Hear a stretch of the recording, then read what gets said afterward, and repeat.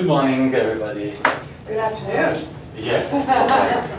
Right. Do you mind if I grab this seat for me? Tell you what, I'll move over and you can go here. Oh, no, please. Yeah, oh, yeah, you want to this. Yeah. Okay. I won't stay the whole way, and that way I won't interrupt. Okay.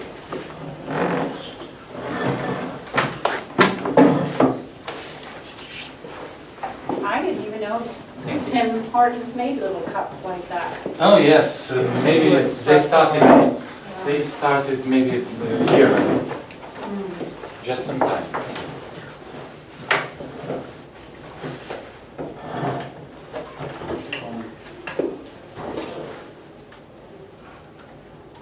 Yes. This is my cafeteria.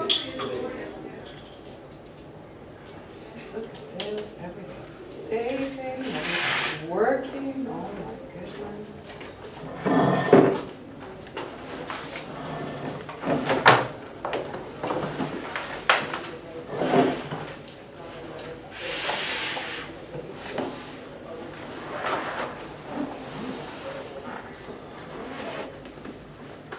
So, Irene, Yes. what is this? 71 pages. Read every single one, there's gonna be a quiz at the end of the session. No, I'm kidding. And there's 11 more. Okay. Yeah, there. Printer purchase was a good choice for me. Now, you don't have to print out everything. But I've seen that there's a lot of pages that we I have am to fill. paper-based. Okay, I like paper. okay. There are a lot of people that just open this up on their laptops or their tablets. I like to print things out because I like to make my notes. I like to go back. What was that I wanted referenced? You could put a sticky on it. Yeah. Yes, yeah, absolutely. What's your Wi-Fi here? Is it, Our phone number. So 416. and which one should I use? Does it matter? I think anything, back agent, front agent. Yeah, front. It's okay. Try this. 416.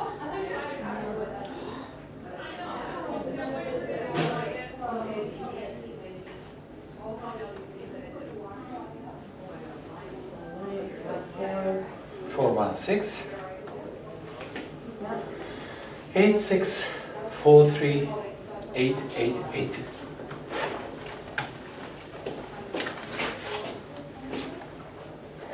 perfect, thank you. You're welcome.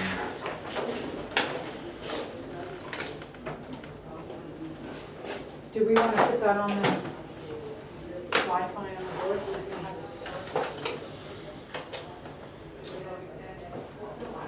Do you want me to do it? So it's KW front or back, and then it's phone number including 416.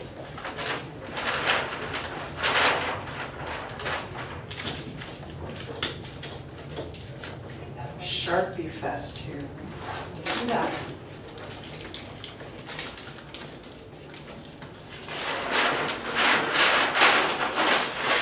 Sorry, you said front or back? KW? Yes, yeah, is it called KW front or KW back? Yes, either one. Yeah, and then the phone number with the 416.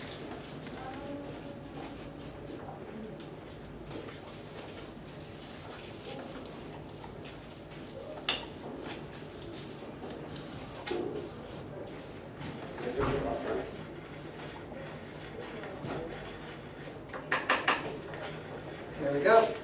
It's a pretty simple password to try and break. Hello, Rick. Hello. Welcome. Everybody's sitting in the back or hiding from me. Do I bite? It's a pretty small room. You can see it. It's becoming pretty small. It's becoming smaller, It's big. yes. Every week, there's more and more people. That's great. Oh.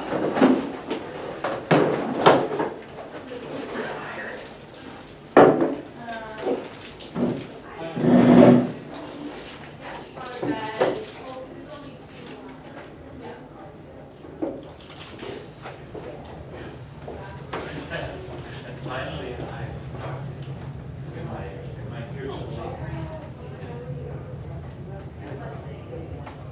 Yes.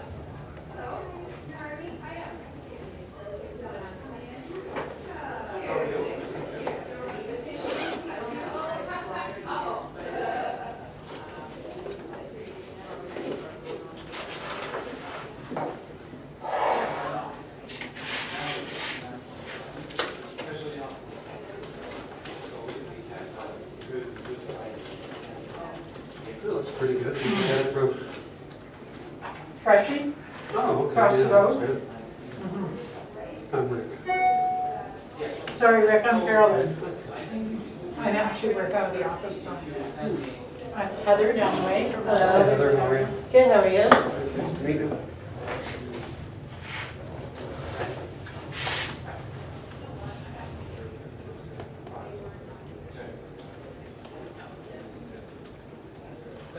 So you're saying you have an office here? No, I work out of this office. Okay. Meeting with people is How long have you been here? In this office or with KW? With KW? I'm in my 10th year.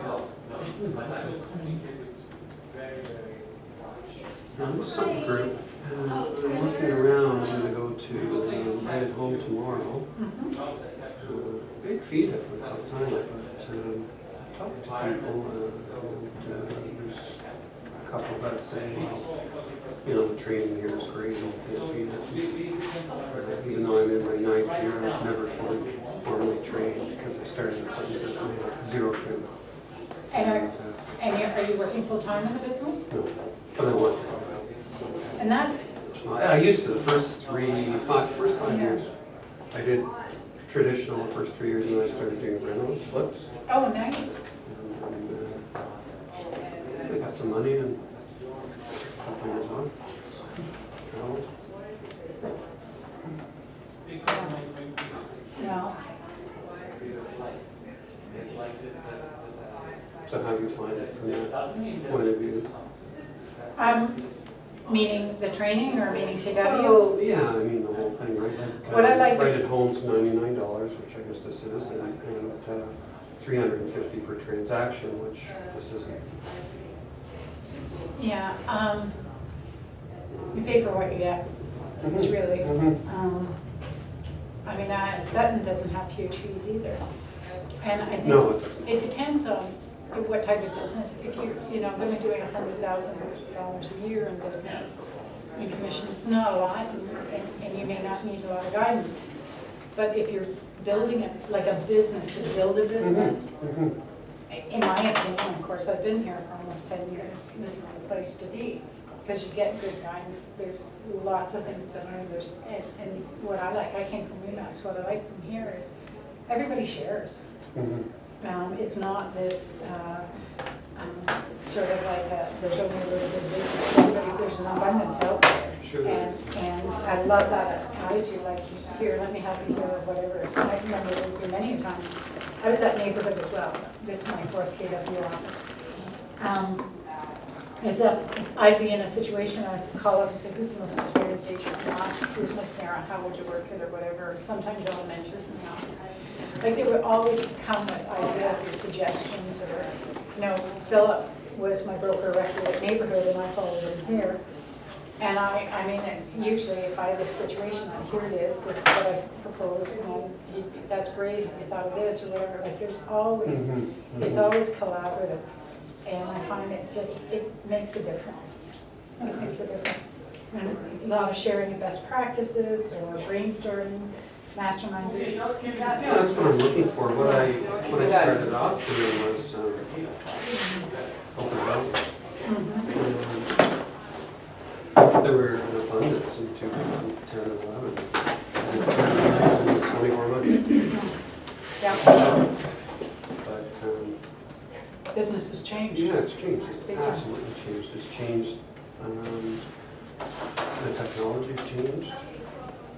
I wasn't using any technology. I was using a piece of paper with a list of comparables. And there were lots of them. Suppose I had 30 in the, I was in Newmarket, so maybe to Aurora, down to Bradford, 30, so it was great. You know, so I picked someone up at the open house. I actually sold my first house at the open house. Nice. Now, are you, That's good for Well, motivation. the guy though, he goes, geez, because he had two, right? So he did one, I did the other. I did the one that was least expensive at Keswick and all this, but it went for almost 400,000. It was all, well, next time. he wants a split or something? Yeah, he wants a split, and I said, well, I won't be doing the open house for you again. Uh-huh. And he went to the interview with, well, and now they're at right at home. One of the reasons he went to learn. Well, yeah, I can't speak for right at home, I've never been part of it, so. Well, apparently she says the training is the same or better. They do that for 100 a month or 350 an end. Seems impossible.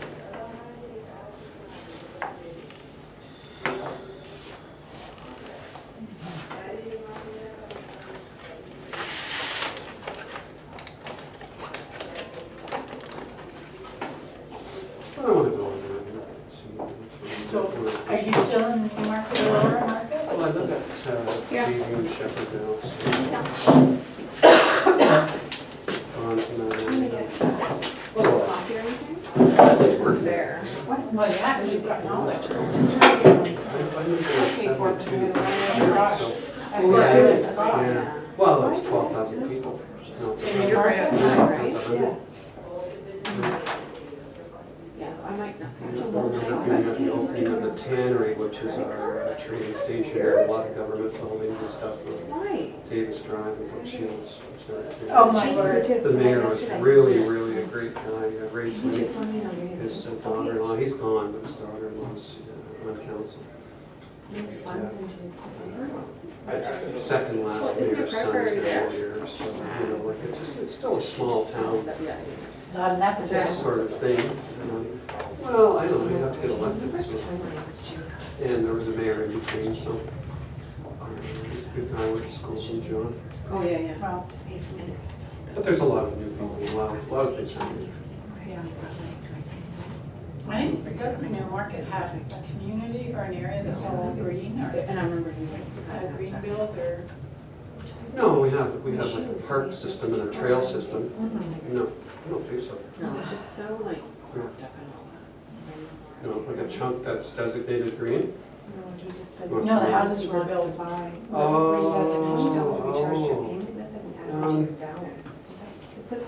He does not. Must have been recent.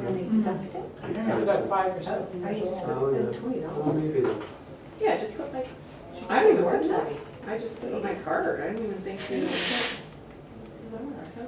Open so you didn't have to. Yeah, that's what I thought. Unless it's out of time. I don't think, see if I asked. It started with that was we had a golf course, Glenway. And they closed the course. Yeah. 9 holes at a time. Those people. Well, that's what I These think. are the people, these homes, with the monster homes, first being developed in the early 80s. Started in like 83. Yeah, well, hey, we Sometimes started. it's up to $50,000 for the deposit. Come 1990, the crash, they said, oh, it's $100,000 less, we want that money, and, you know, you got 15 into it, people are walking away. Then, you know, 13 years later, we finally caught up, we got an insult to injury, took the golf course away, which was a big draw for people on the course, right? Or even on the computer. Yeah. And it's like, So that was, well, I mean, obviously, and any there's only one more it's got some area. more like, yeah, looking 20 people do go. It's open right now behind the Canada Mall. Hi, guys. I am not Philip, as you probably gathered. Philip will be taking over in about half an hour when he catches his own call, so I'm here, starting. Welcome, everybody, old friends and new. Thank you. So for those of you who aren't familiar, who's not familiar with Ignite? Cool. So this is a program that sparks a great career. So for new agents, it's a great jumpstart. For older agents or agents that have just been around for a little bit but need a little bit of a kick, it's a good kick kickstart. say old. Older. Experienced. Mature. Yes, mature. So it is a program that is a combination of learning and doing, with the focus on the doing, because what you do here will directly impact what you do out there. And learning is great, obviously, we're a company that fosters learning, but you can't just learn. You have to, you just have to go do. You have to go do stuff. So it's good to know it, but it's what you do with that knowledge that will help generate the business for you.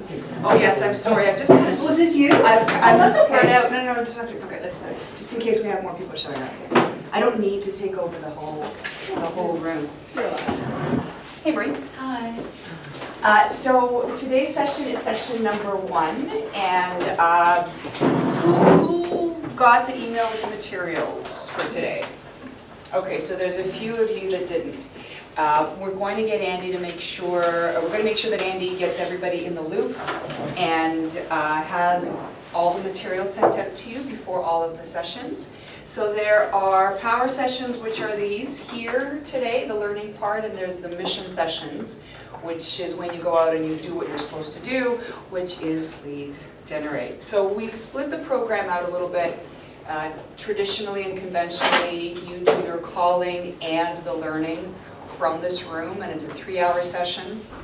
What we found is people come to learn, they don't necessarily do, and they kind of come in and chat, and they don't make their calls anyway. So what we're doing is we're going to do a little bit of an independent study program here. So the doing you're going to do on your own, and the learning you're going to be doing here. So we're planning to do the Monday, Wednesday, Friday at 1:30 sessions here. And you guys should have the schedule for that. And then the calling, we're planning to do Tuesday and Wednesday, Thursday mornings from 9:30 to 11, 9 to 11. So is there anybody that would like to come here to do the calls from the office as opposed to on your own at home? No, I think, is everybody gonna do calls from Yeah, I home? want to come here, but I have some, I have prior engagements that I may not be able to, some days I may not be able to. But I want to Okay. come here. You'd like to come here. Okay, so we're also going to get back to Andy with an overview of how we want things run.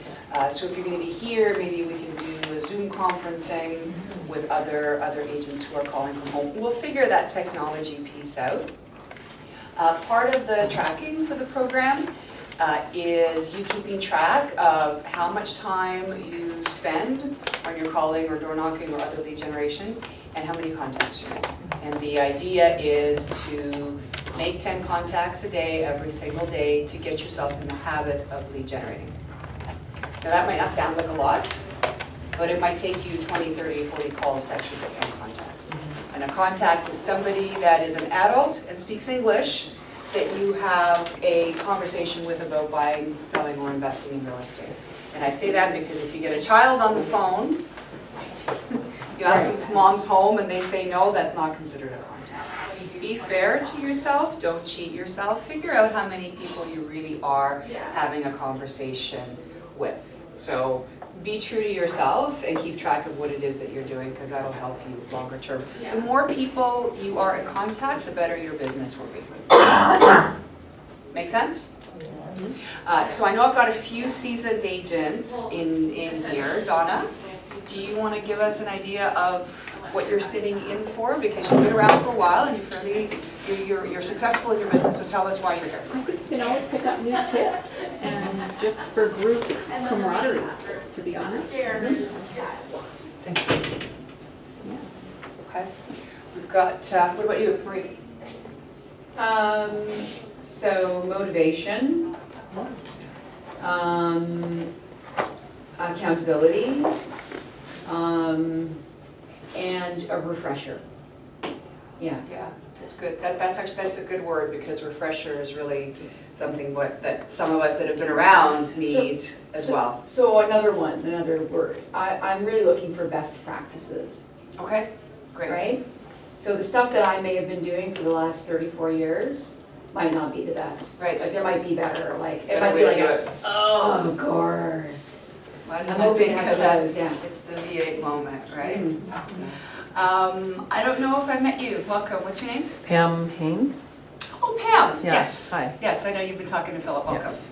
Do you have the material for Ignite? Were you sent the? I was sent the material, but unfortunately my printer, so I'm working on it. I'll leave my stuff for you, I'm sorry. That's okay. okay. So Goran and I were talking about some housekeeping as well.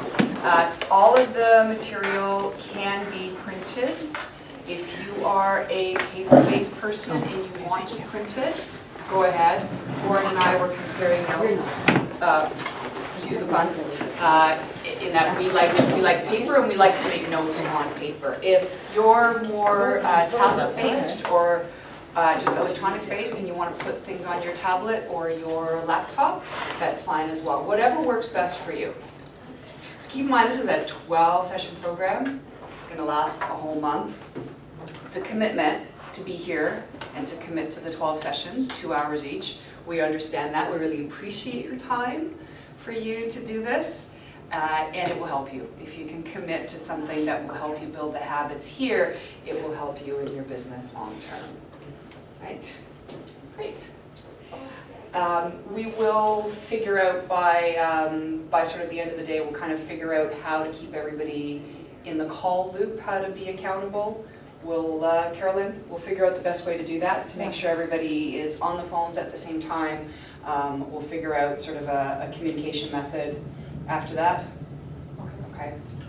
Yeah, and for those of you that maybe aren't going to be calling, maybe you don't have a sphere list to call, we'll, Pira and I will kind of lead the charge on the door knocking, right? Absolutely. Yeah, absolutely. Who's been out door knocking aside from me and Pira? Carolyn. Long time ago. Yeah, so Rick, it's a not a dissimilar situation for you. You've been around for a while, and this is kind of a refresher and a kickstart. Yeah, I've been working a couple of years at real estate, so I'm here to learn Yeah. the business, really. Excellent. Good stuff. So, power session 1. Getting your head in the game. That's really important. Your mindset is critical, and it's important for you to keep yourself motivated and keep your head in the game no matter what you're doing, whether you're in here or out there. Getting into the business, achieving your financial goals. What's your big why? What are you doing all this for? Who was at Claire Barrett's session a couple of weeks ago? Big why? Yeah, she did. It's on video, Donna. She was really, really awesome just to help you figure out, real estate aside, what are you doing all this for and what's your commitment to? Right? Because that's really important. That's what's going to be what drives you. So question for you guys. What's the one thing that makes real estate sales representatives more successful than others? The one thing? The main thing. They write more deals than other agents. Okay, what leads to that? Lead gen. Bingo. That's what you're here to focus on. There will be a lot of other skills that you're going to learn throughout the program, but the lead generation habit is what we want to foster in you, because if you create that habit, you're going to take it for the rest of your career. Or relearn the habit. Maybe you knew it before, but you kind of fell out of the flow, right? Because it's easy. It's easy to fall off. So why don't all sales reps lead gen? Fear? That's good. Fear of what? Being rejected, being put on the spot, not being efficient. All the right answers. Yeah, isn't it funny? We're in the lead generation business, but most salespeople are afraid to lead generate. Yeah. I know, pretty funny. What else? It's uncomfortable. Like, the thought of just picking up the phone or knocking on my door, on someone's door, it's like, it feels icky. I know I have to do it, it just doesn't feel good. Mm-hmm. And why do you think that is, Heather? I don't know, because you're intruding into somebody's home, whether it's by the phone or by the door. Like, I know I hate it when Bell Canada shows up at my door. I usually hide I do, or I Or you just don't send my come to the kids. door. Or I get my dog to bark really loud. Because they're coming into my home and they're disrupting me and it's a service I don't need. So I apply my feelings, like, I'm internalizing or externalizing what I feel internally. You're, And I'm brand new to the business, like I've had my Wow. license for 1 week. you're in a so- great spot. Yes, so that's, I'm coming to learn because I need to get over this hurdle to be successful. Well, it's a hurdle that a lot of realtors have because they always think that they're bothering Yes. someone. Because you think when somebody comes to the door, they're bothering you. But if somebody comes to your door Mhm. and you actually need something from them, Yeah, doesn't it change your perspective? Right? I never, whatever it is, I don't know, maybe your lawn looks like a mess and Tuesday morning somebody comes to your house and they Yes. offer to do your lawn for you. Won't you be more receptive to what they say then, for sure, right? yes. Same thing. If you've got real estate on your mind and somebody comes to your door, and Goran and I were talking about this earlier, you're dressed nice, you're smiling, you're professional looking, you show up, you're not intrusive, you're not aggressive, you're not mean, you're not pushy. Hi, Andy. Then wouldn't you want to have a conversation with that person? Yes. They sound like they're knowledgeable. So that's the whole thing about whether you're calling or door knocking. You're just looking for the people that might want you. Mhm. And if they don't want you right today, is there a possibility that they might want you in the future? Right? So lead generating is generating a lead. And the likelihood of you picking up the phone or being at a door and having somebody say, yes, I'm ready to move, yes, I'm ready to buy, yes, I'm ready to sell, sure, let's talk. Because if they have real estate on the mind that much already, they already have somebody Mhm. that they want to deal with. You're looking for the people that might want to do something soon, maybe not soon, maybe it's down the road, and your challenge is to stay in touch with them and to follow up with them. But when you're it's the difference between lead generating and lead follow-up. Mhm. Generating is finding that person. Following up is where you're going to be able to convert them. Right? That's great. You chose Keller Williams, some of you, I know we have a few that aren't Keller Williams, as the vehicle for you to reach your goals. Ignite will help you build the momentum to get you there fast. And momentum is something really important to think about because it's hard to get going, right? And especially right at the very beginning, you're trying to get going, you're trying to get going, you're trying to get going, and nothing's happening, and nothing's happening. So keeping yourself engaged and keeping yourself motivated with, whether it's a small group like this, or an accountability partner or a coach or somebody like that, will keep you doing the things that you're supposed to do so that you do snowball into productivity. It's really easy to give up when nothing's happening. Can Donna? I just say something? So when I started, I did Ignite. I didn't do the whole thing because it was another office and, there's maybe only 2 or 3 people there. But I started it and I followed it, and I doubled my income last year. And I swear it was, Ignite started the whole thing. So for Great. just and that's why I want to do it again, because I think I've fallen back into, as some other people say, some bad habits. Mhm. But it really just does change your mindset and again, the camaraderie of how do you feel that? Okay, well, how do you deal with that? So that was just a thought, so. Yeah, If you and ever wanna mindset, chat. that's Thank where you. we're going right now. Mindset and attitude matters, right? And you may think that you're bothering someone by being in front of them, but it is building your business and you're looking to help people. People can buy and sell houses on their own. They can do that at any time of day. But your knowledge and your expertise and your ability to guide them through the process is what's going to make the difference. So sorry. What's going to make the difference between a successful experience for them and not, right? Change your mindset and have it as a focus on service, right? Yeah. You're coming from contribution, you have knowledge that they don't, and you're offering up what you know to help them have a better transaction, a better future, and just something that's gonna be better for themselves, right? It's 55,000 realtors on the Toronto Real Estate Board, right? What are you gonna do? Yeah, right? Yeah, exactly. And that's growing, it's not shrinking. That's the whole Somehow. GTA, is that like? That's the Toronto Real Estate Board licenses. So it could be people from other areas, from 905, who Okay. have a license on TREB, Goodness. but more than a half of them Don't run. just creates an opportunity for you, right? What are you gonna do to differentiate yourself from everybody else? Because just because you have a real estate license means you can sell a house, doesn't mean that you should, right? And I think that's really critical. 80% do 20. I think it's Or is it- probably more than that. I Okay. think 5% of the agents do 95% of the business. If you look at the statistics and who does the business, it's, you know, we talk That's what about I'm saying, so 80, it seems like a 55%. we talk about 80-20 being 20% of our business, or 20% of our effort generates 80% of our business. I think that's where the 80-20, we're gonna, 80-20 Oh, yeah, it's right principle, there. that's gonna come into effect for sure. But when you're talking about realtors on TREB, yeah, Sorry. yeah, absolutely. Just looking at the stats, it's pretty dismal. So what are you gonna do to keep yourself in that top 5 or 10%, right? And it's gonna come down to lead generation and making sure that your business runs successfully.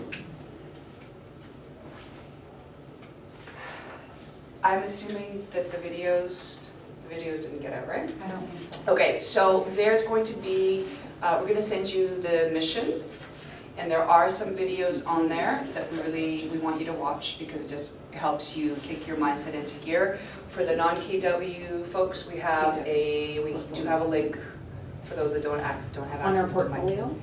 I'm sorry? On portfolio or KW? These little papers that they ask for your email and name, Oh, okay. Andy's gonna be sending out Oh, every brilliant. day, you'll get Okay. an email, and you just click the link, and the link will take you to, you know, this is the mission, these are the tasks you need to do.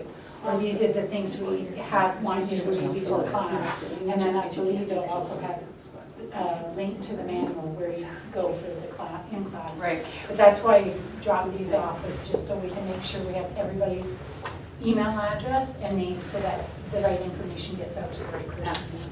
The more prepared you are before you come in here, the better your experience will be. So if you can't read every single word of the manual for the session that you're coming to, at least skim through it, at least have a sense of what it is that they're asking you, well, that we're going to be talking about here, so that you can think about things in advance. Claudia, you've done, did you do all of it the night before or just sections? Almost all of it. And Where? it's the first one at, Urban. yeah. Okay. And did you get through the material, like did you read through the material before each session? No, I didn't. Okay. I was just trying to be there. Oh, that's right, because you weren't licensed yet, if I remember right. That's right. That's that right, too. yeah. And it was so fresh and new, and so it was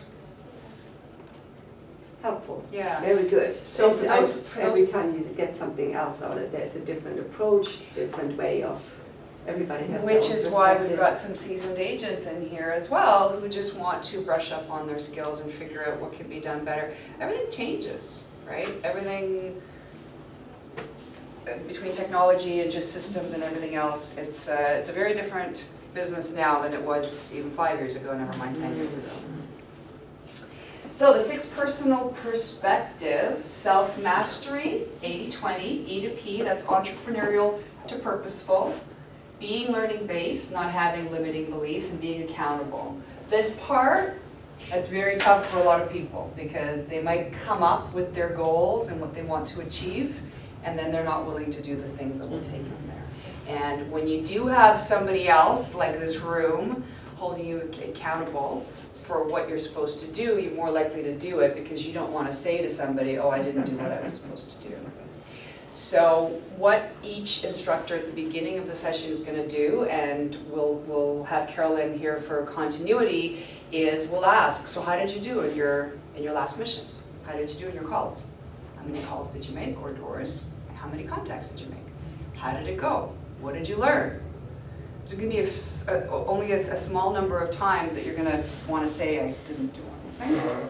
right? Because you need to be accountable to this room. I've just stood here and told you that how you participate in here is going to be how you participate out there. So if you're not going to be doing the things in here that's going to make you successful, why do you think it'll happen outside of the class? It's like with any sport, right?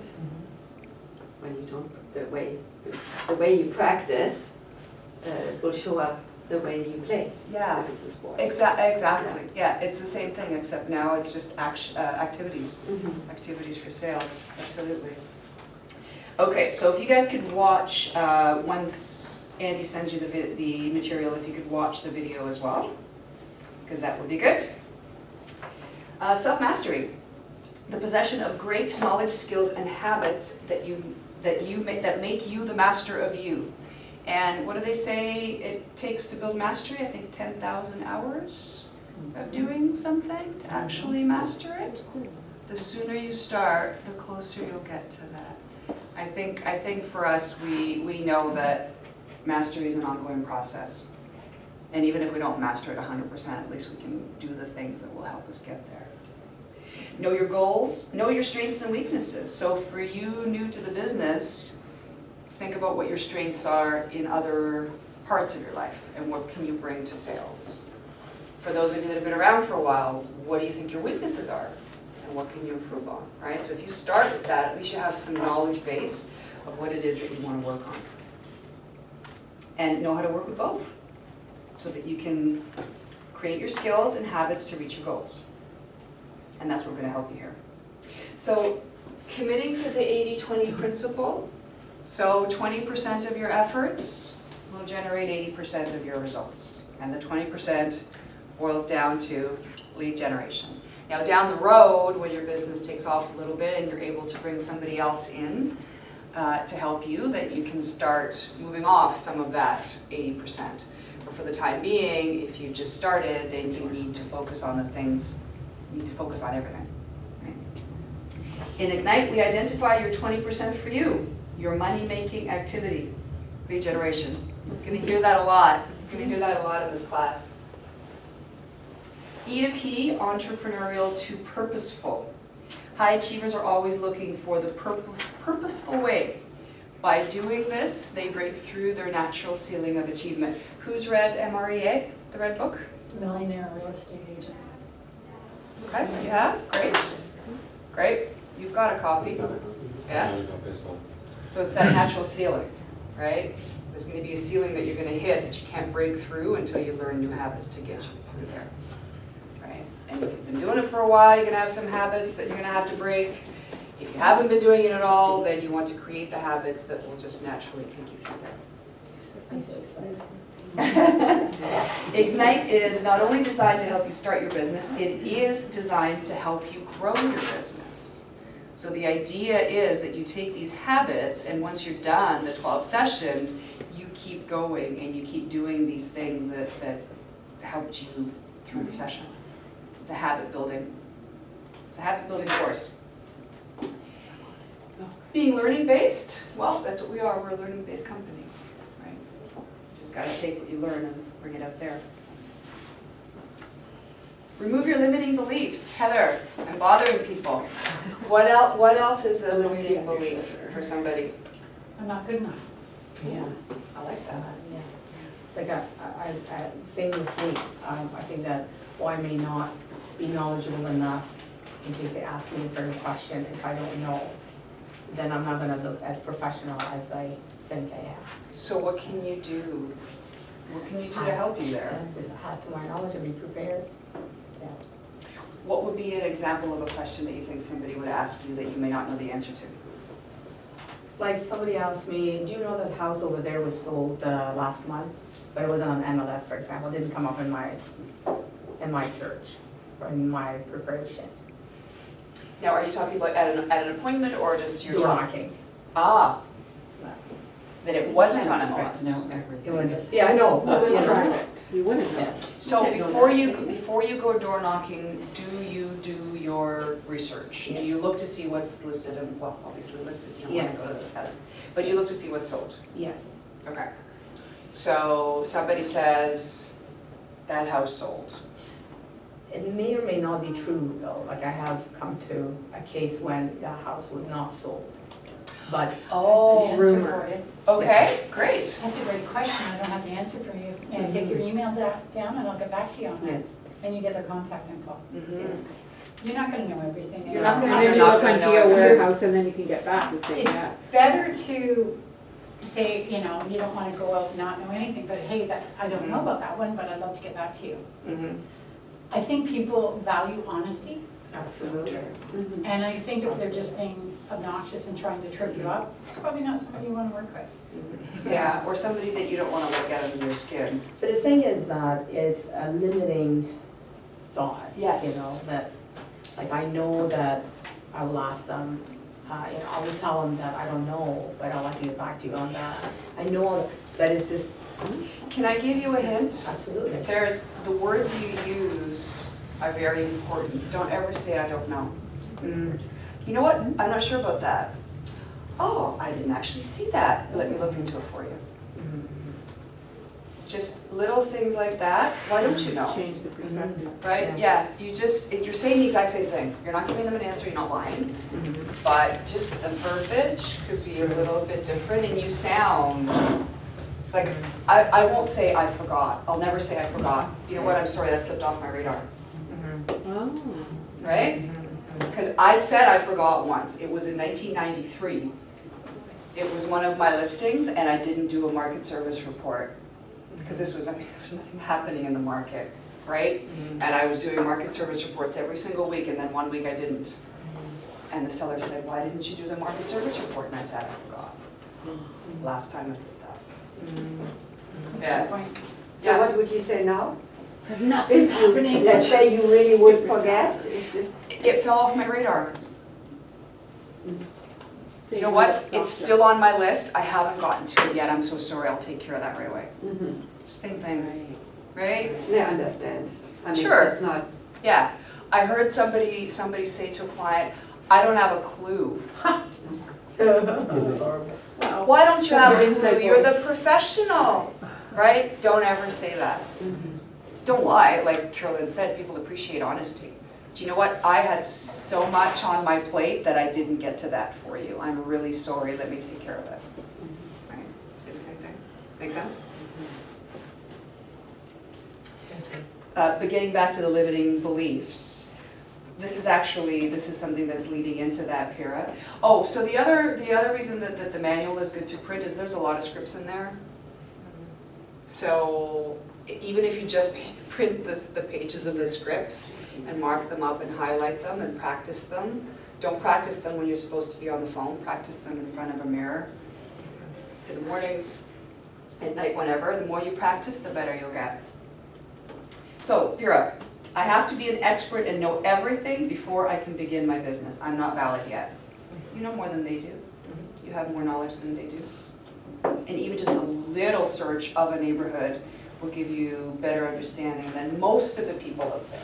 Some of the people, I don't know, between all the resources that we have, they know sometimes more than the agents do.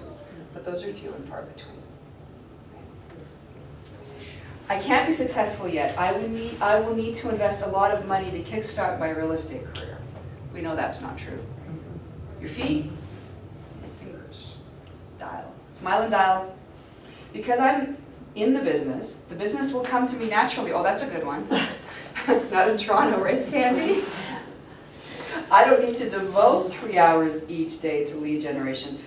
So I'm a good example of that. This is my 28th year in real estate.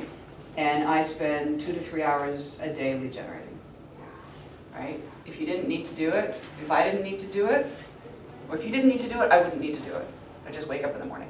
Do you go cold calling or door knocking? I door knock and I call my sphere and I do follow-ups with people. I don't do a cold. If I know that there's an investment property owner, I will source them out and I will cold call them. If there's houses somewhere on a street where I have something specific, I will find those people and cold call them. I have no problem doing that. I just won't go up and down the street. Yeah. Right, so Pura was saying, we were talking about door knocking, and she said, don't you have enough other people to call? from, 28 years in the business and, 1,100 sales, that's what we've had so far, don't you have enough? Well, probably, But you want more. want more. And in order to get more, you need to keep bringing fresh blood in And you And have it's- to keep the funnel.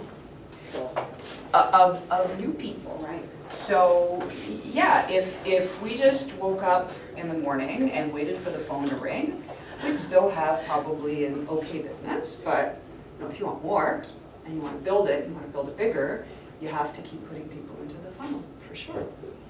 For sure. And here's Philip. Welcome. So where are we at?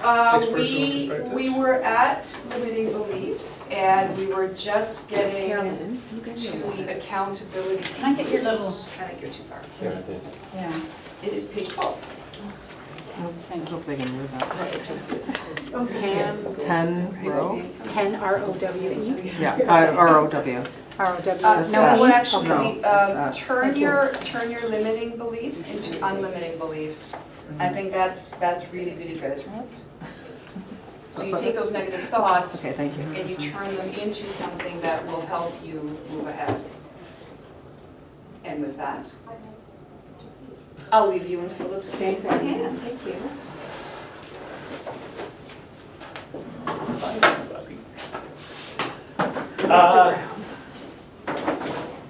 Okay, over there.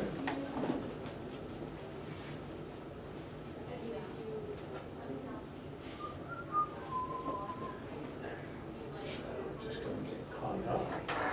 So, just so you know, nobody has seen the video for the first mission, so that's gonna be part of their homework for Wednesday's power session. We're gonna look at the missions for today and for Wednesday at the same time. Okay, so we got to, did you get through, have you removed all of their limiting beliefs? Well, we were just at the end of the limiting beliefs. They're just in and the process of removing. Just- unlimiting them. Irene will take them off the door. I will Yeah. take That's them right, out. come to you and you take them off the door. Okay, everybody get up for a second, because it's stuffy in here. When I walked in, it's stuffy, the air's not moving, you're not moving, so just taking one of those limiting beliefs. Are you the kind of person in your limiting beliefs that doesn't like to get up and jump around? No, you don't like to do it? No, I do. You do not, I bet you don't, because you knew what I'm gonna do. So just real quick, up to the sky, down below, sky, below, sky, below, sky. Aren't you glad he's below. here? And that's it. He's getting you going. Does anybody need to take a quick bathroom break or anything in the middle of your first Not half yet. hour or so? No? We're good? Everybody's got the water they need? Does anybody want the fan on? No, I can't. I don't. Yeah, grab some water, get hydrated. Sure. Do you want me to Sure, water's good, thank you. Do you want me to come? Do you want some fan? God, you're so needy. You don't have it yet? Oh, my Don't God. let it in your face. Oh, we have to get that for Still photos raining. here. We should do it for photos. It is warm in here, how It is? Yeah, we can leave the door open. Yeah, and the reality, yeah, we can totally leave the door open. The reality is that it's too early for the building to put their air conditioning system on yet. So it is going to be a little, and it, just so this doesn't go right in down his face, because she hates when that happens. I know, I don't want my. We'll leave that. So what were the limiting beliefs that you talked about? Did you talk about any specific ones? We did. Not Okay. being good enough. Okay. Being prepared enough, not being knowledgeable enough. Thank you. So how do you take those and turn them into unlimiting beliefs? Training. Yeah, I mean, does anybody do it. not have limiting beliefs? We all. So it's an exercise, right? So turn it around. So give me a limiting belief. I'm not knowledgeable. Not experienced. I don't know enough. Turn that into an unlimiting belief. Do I have to know everything? No. What do I need to be? Energetic? Competent, energetic. Can you be those things? So I don't have to know everything. I have to approach this like a professional. and I will find the answer. I mean, the reality is there's nobody in the room that knows everything about everything in real estate. So get out of that stopping you from doing things. We're always just stopping ourselves. And we give ourselves the limiting belief instead of having an exercise where you just stop it, listen to it and go, okay, how do I turn this around? Because other people have been successful. I can be successful. I've been successful in everything I've ever done up until now. Why am I freaking myself out? Why am I putting all of this pressure on myself? It's You know fun, what? though. Just go do it. Just do it. Just do something. It's true. In terms of other limiting beliefs, what are the things that everybody gets tripped up on when they're starting or they're relaunching their career? I've got to work on my, anybody want to Delivery? fill in the blank, website, Oh, my yeah. business cards, my marketing materials?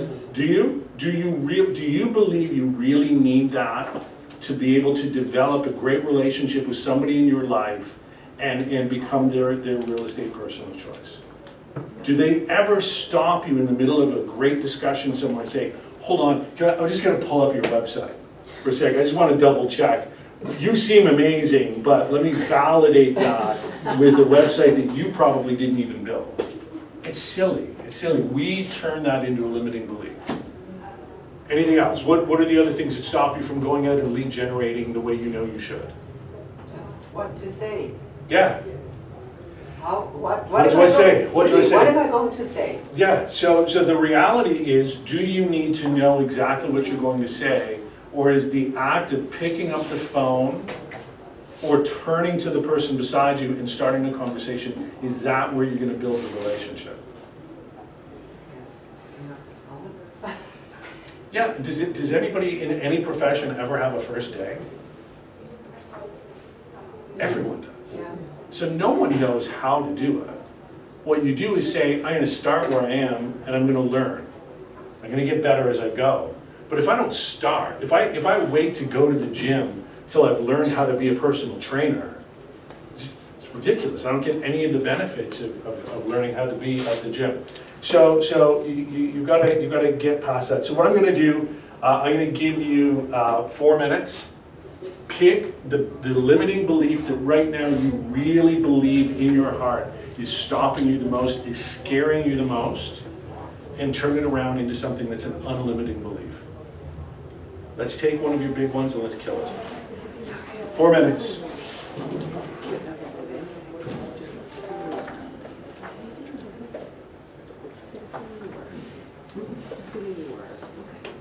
And you're going to be given an opportunity to share it with the rest of your campers in training.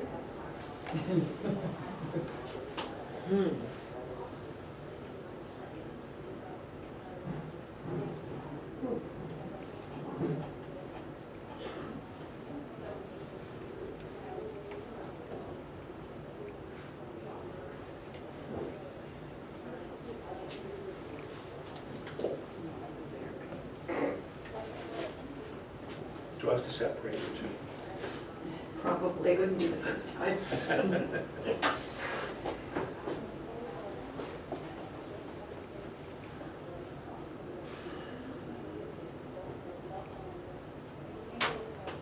Just one? Just one. Of course we can.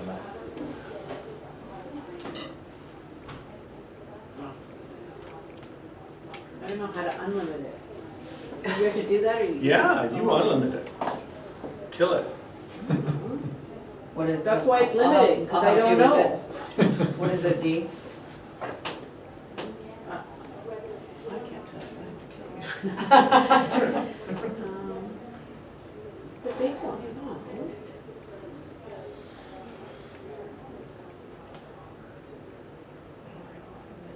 No, it's one.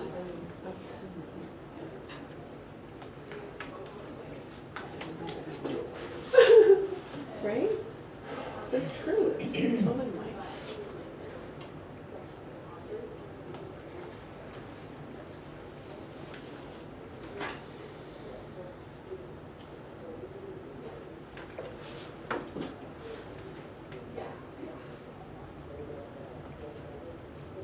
Okay, does anybody want to start?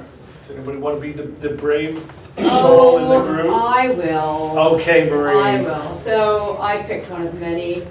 And the one that I picked was everybody knows 3, 4, 5 real estate agents, Yeah, good one. right?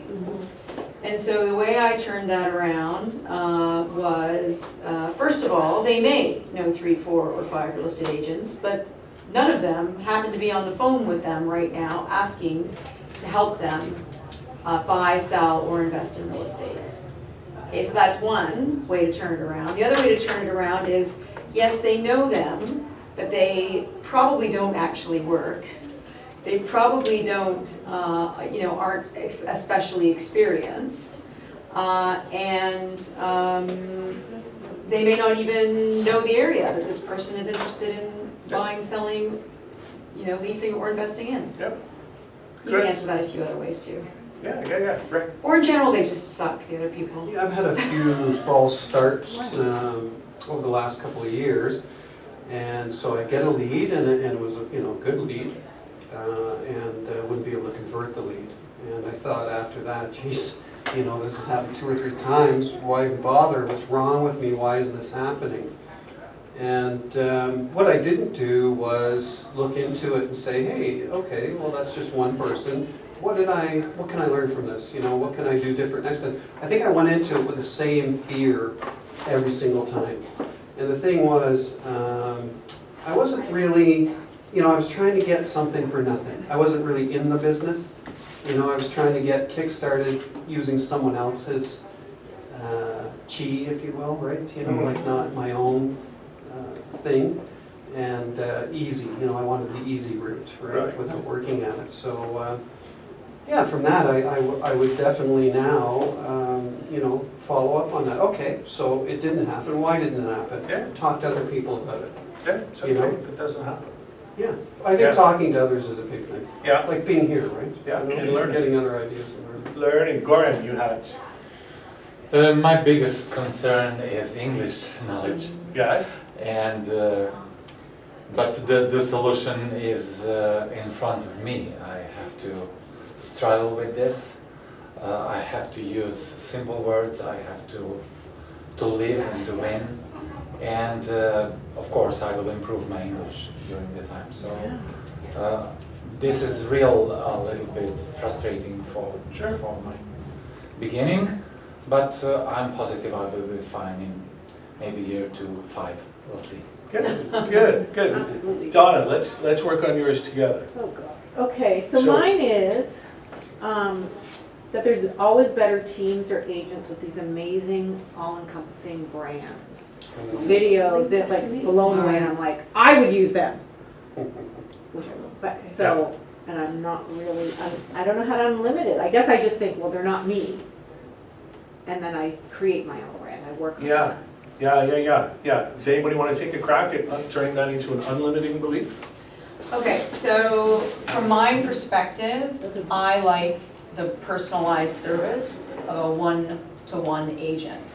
So if I was going to choose an agent to represent me, I would want somebody where I actually get to work with you, and I know that you don't take on more than you can handle yourself personally. And so I would always tell my clients, I'm a very exclusive realtor. I work very one-on-one with my clients. It's very important to me. Like, it's easy to build a team and have 14 juniors on your team running around doing things. It's not so much the team, it's more the brand. Well, they have to Right, understand what that fully that- fleshed out marketing campaign with all of the things and like bells they're and just whistles. Right, Yeah. but what they don't That's what I know mean, about more that is than they're not necessarily they don't the get to team. work with the name brand, the big guy. He may show up once in a while, right? But for the most part, well, that's the impression you need to give them anyways, right? True. Yeah. Is Yes, that that's true. I used to run a PR firm, there were 2 of us. Okay. And we were competing against the big guys. So we were going up against Flash and Veritas, Sizzle and. all these big guys, and there were 2 of us. And we just, you know what, to your point, they were getting us. They weren't getting our juniors. Mm-hmm. We marketed ourselves as boutique, as personalized, as, very dedicated service to you, and we branded ourselves that way. Like everything about us was about how approachable. Okay. Yeah, personal, approachable, you know, we're there for you. We're not there for you at 2 o'clock in the morning, Right. but we're there for you at 7. Like, Right. so, and we also lived our niche. So we were in the Mahami community, Right. and we just lived and breathed it. Yeah. And that's how, and we landed the big clients. Like we stole quite a bit of big clients. That's amazing. Yeah.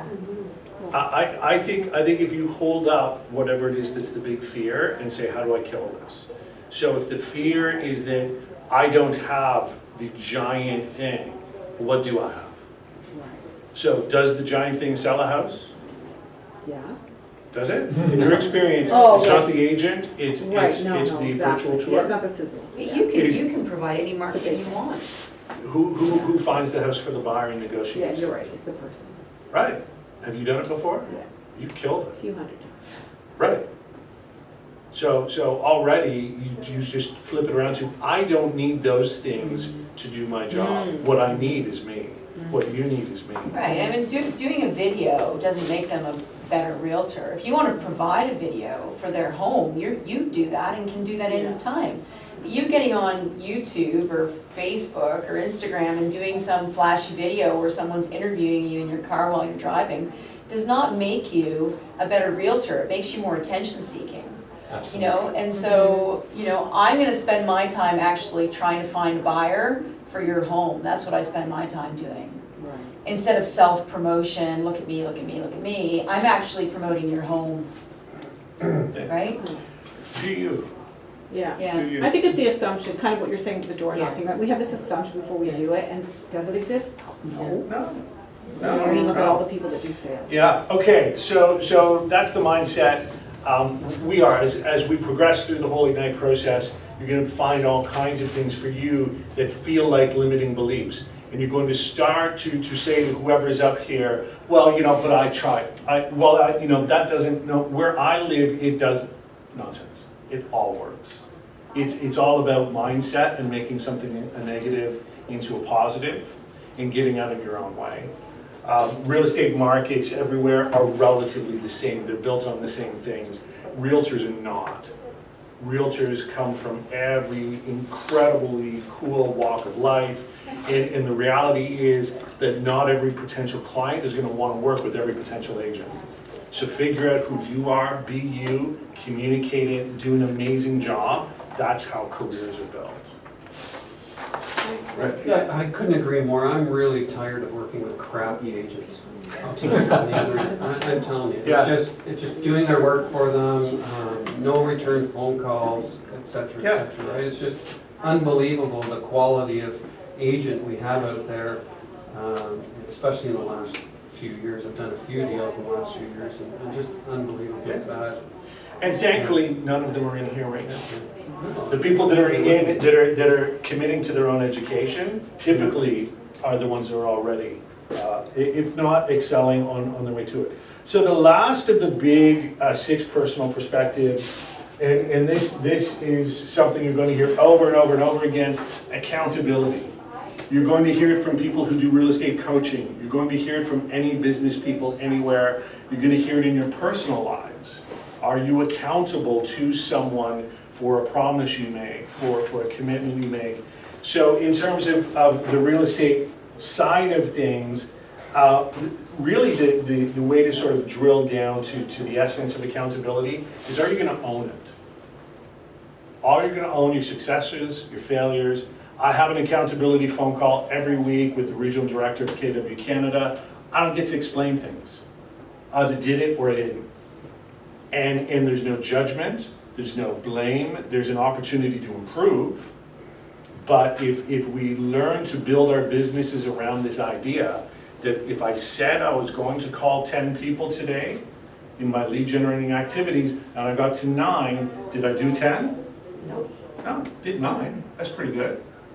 And if I do 9 consistently and someone says, let's talk about how to get you to 10, it's a baby step, we can have a real conversation and I can really learn something. If I say I did 10 when I did 8, and I just say it for the sake of saying it because I think it's someone else's expectation, I'm never going to bridge that gap. I'm never going to pick up a new skill.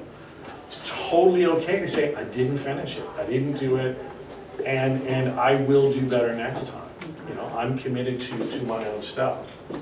So in terms of the tools we use inside Keller Williams or outside, if you're with another company, Keller Williams, we have something called our Career Growth Initiative. So you sit down, every agent in the Market Center every year gets to put their goals down. So we do this business planning, and then you get to say, so here's my GCI goal, this is my average price point in my market, here's how many transactions I have to do to get there. Simple. And then you divide it by 12. And then you divide each of those by 4, you now have a weekly plan. And it's really, it's just going step by step. The other tool we use to keep that conversation going is something that we call the 4 conversations of real estate. So how many appointments did we go on? How many contracts did we sign? How many contracts did we execute? And what's our profitability as an agent? And if we can get into a habit of having that conversation daily and weekly, your monthly goals happen, your quarterly goals happen, your yearly goals happen, because you're checking your trajectory every week. And it's super simple. We've said, need to talk to 10 people, I need to have 2 appointments a week. Monday, that's my goal. Friday, my wrap up is, did you do your 2? And if the answer is yes, then I know if I did that 4 times in a month, I'm gonna have 8 appointments. If I know that out of 8 appointments, I typically get 1 or 2 listings, I'm able to look at the end of the month and say, did I sign 2 listings? If not, cool, it's okay. Let's go backwards. So where do we think the gap was? And does it identify a learning opportunity? So I did the appointments, wasn't getting the listings, I'm gonna call them and say, what could I have done differently? They're gonna say, your commissions were off, somebody else came in, they had a snazzy website, whatever it is, I then get to learn how to deal with those things and do better next time. Does this make sense? Okay, so getting the most out of this experience. So in the world of any sort of training things, we have 3 different kinds of attendees, and you get to decide which one you are. Did everybody bring their actual manuals with them today, either on laptop or whatever? So if you did, we're on page 14. But here's the reality. We have prisoners. So if you've ever been to a training session that was commanded by your manager, by whatever, you're a prisoner. You don't really want to be there. There are the vacationers. So you know what? I'd like, in the middle of doing a whole bunch of stuff, a day of training, it's kind of a nice break. And I'm just gonna go, maybe I'll learn some stuff or whatever. And then there's the explorers. And those are the people that really want to get into their own businesses. They want to learn what's going on. They're excited to be there because they see the opportunity for themselves. So I'm not going to tell you what you should be. I think you can decide for yourselves. There isn't anybody here that was commanded to be here, so there are no prisoners. You get to figure out whether you're vacationing Except for Sandy. or whether you're excited. I made it go. So to really get the most out of everything that we're going to do over the next few weeks together, it's really being accountable, right? So there are missions every session. There is homework to be done. All of the things that we ask you to do, whether it's watching videos or reading a section or whatever, is to get yourself in a position where you get the most out of this. The people that are here teaching because we believe that the teaching is it's a fun thing to do. It also helps us do better in our jobs and in public speaking. If you teach something, you actually learn it, which is kind of cool. So we're certainly getting stuff out of it, but really for you, just go through everything and give it a fair shot. In terms of the ground rules, what we're doing, we're sort of learning and then doing, and that's the best way to learn. So Monday, Wednesday, Friday in the afternoons, you have this going on. Tuesday, Wednesday, Thursday mornings, you have the opportunity, whether it's as a group, if you want to come into the office and do calls and do things together, have a little accountability partners, that's cool, or you can do it at home, but do it. Don't tell a trainer you're gonna do 20 push-ups a day and then not do them, and then wonder why you're not getting the upper body strength that you want. So really, we're adults, we're all accountable for our own stuff. That's that. Okay, so I'm going to give you the choice if you want. So videos are fun. We can do the videos, or you can watch them at home. I'll leave that up to you. You have to tell me. How long are the videos? They're typically 3 to 4 minutes long. Let's do one. Let's do one? Yeah, let's do it. Let's do it. Yeah. Let's do it, okay. I have to find the little thing. It is over here. We're going to end the show.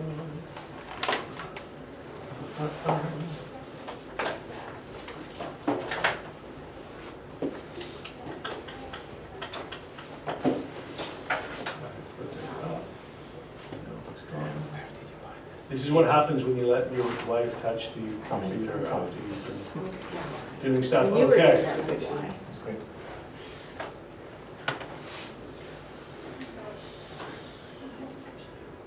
Hi, I'm Jeff Glover, and I'm going to tell you the top 5 things that you need to know about using scripts. Step 1, you're going to need to get your scripts from a top agent at the office, your team leader, a MAPS coach, or of course Keller Williams University.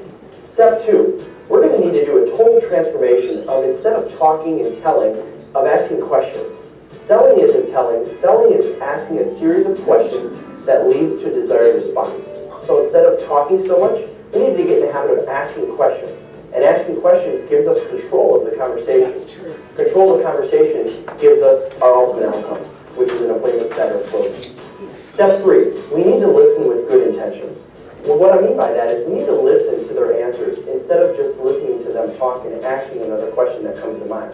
For example, instead of asking a seller where they're moving to and then going on to the next question, how soon would you like to be there, ask them, where are you moving to? And when they give you a response, ask them, what takes you there? Step 4 in becoming better at scripts is we need to learn to mimic, mirror, and match the prospect. What I mean by that is we have to listen to their tone of voice. We have to speed up or slow down based on how fast the prospect is talking. That means when they respond and say, we're moving to Toledo, oh, Toledo, that's exciting. What takes you there? 93% of communication is body language and tonality. And that means only 7% are the words that we say or the questions that we ask. Step 5, we need to take these 5 points and practice them daily. If you think of NFL teams, they practice 50, 60 hours on the practice field for a 1-hour game. Our game is our presentations and our appointments, and we need to practice daily.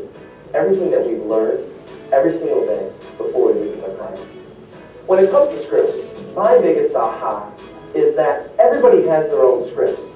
We're pre-programmed to have scripts, and we're talking and asking questions that are scripted. However, what we found is that most of our own scripts are no good. And so we have to learn the right scripts, the right questions, to maintain control of the conversation. Thanks for watching KW Connect. Make it a great day. Great. Good Cookie job. jar.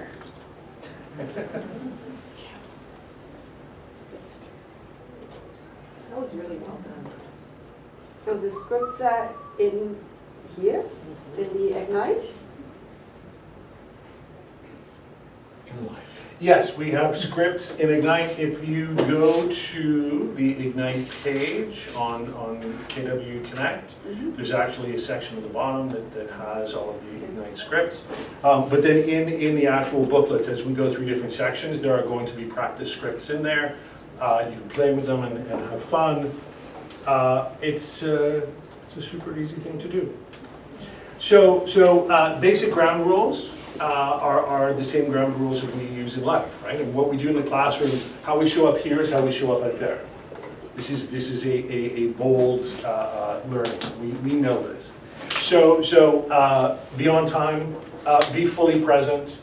So there are times when you may feel it gets a little slow or boring, that's not the time to pull out your phone, because the minute you start doing that and checking out Facebook is the minute somebody up here is going to tell you the one thing that would have made you hugely successful that year, and you'll miss it, and you will be very, very sad, and you might even cry. I don't know. In terms of being respectful of each other, so this is a sharing class, but also know when to edit. And when to say, okay, I've said my bit, now I can pull back a little and give somebody else a chance. Really, really think about implementation, right? There's no point learning something new if you didn't then go home and try it out. And try it for a little while. Even if you think it's not working, I'll bet you it will, because most of the things that we're going to talk about have been developed by people that do this at an incredible level all the time.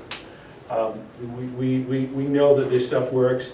And really, it is about having fun while we learn. Right? So if at any point it's not fun, let somebody know and say, hey, be more fun, and they should be able to do that. So if you have your stuff, we're going to start talking about why everybody is here in a big picture. And really, here's what we know from talking to anybody in business in any vertical.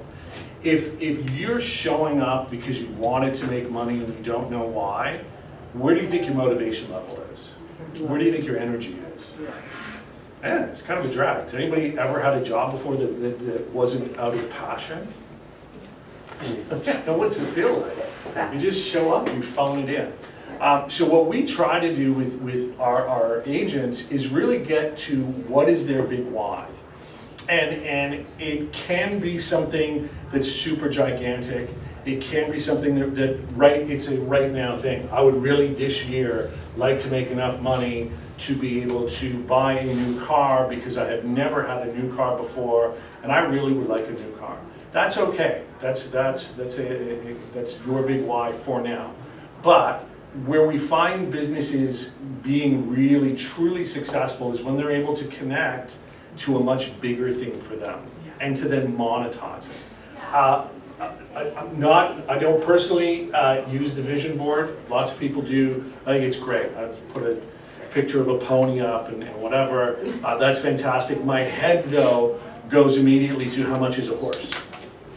Right? I put a horse up there, but if I don't know how much a horse is, and I don't know how much it takes to board a horse and to feed them and whatever you do with horses, and then if I can't turn that into a number of transactions, it's really difficult for me to then have my business plan match that and make those dreams happen. And I think that's one of the biggest challenges for people is dreams seem like they're these dreamy, unattainable things, and they're not. They're just sort of the goal. They're the why. How you get there is based on what it's going to cost you to get there. So from a sharing perspective, we all have to do our big whys. My big why is to be able to set up an endowment fund for the Turner Syndrome Society of Canada that has $1 million in it, and that will actually generate enough money yearly that it will pay for an executive director's salary for the Turner Syndrome Society, because they don't have one. Everybody that's ever been an executive director has been a volunteer. So I think it's amazing, but they can't service as many kids as they could if they had actual staff there. So that's my big why. So for me to be able to do everything that I do and that our family does, and be able to save up $1 million within 5 years to having that endowment, I know exactly how many extra transactions our team has to do every year. And that's something that I can then share with the team. So my big why is there, and then we draw out what their big whys are. And we make sure that our business plan encapsulates all of them. And it just changes the dynamic, it changes the energy every day. Everybody has days where you're just like, I really would rather much put a pin in my eye than do this. And then you look at the big why and go, you know what, if I don't do it today, that doesn't happen. And if I'm being accountable, that's on me. So I will motivate myself past this blah that I'm going through right now, because I have no choice. Because if I don't, no one else will. And if I don't, that big why doesn't happen, and that's unacceptable. Right? So your big why, you kind of have to turn it into a totally immovable object. It has to be something that you cannot move out of the way temporarily to sort of walk around it. It has to be something you commit to totally. So, what I'm going to do is give everybody 5 or 6 minutes and think about your big why. If you've never thought about it before, give it some thought and put some notes down. But here's what I challenge you to do. Take it from an idea to an amount of money that it's going to take to achieve that, and a very specific time frame. And then we'll have some fun with it after that. Okay, so 5 minutes? So idea, money, and time frame. Yes. Bye, Karen. I'll see you guys Wednesday.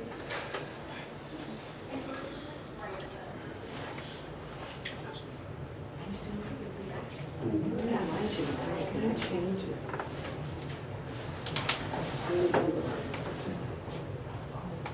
Your own personal.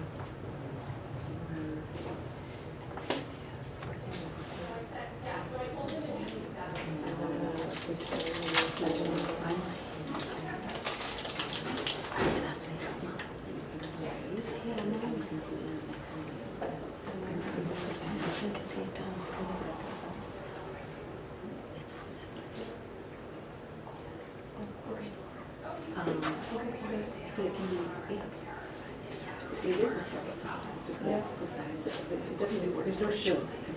Worked. 6 hours.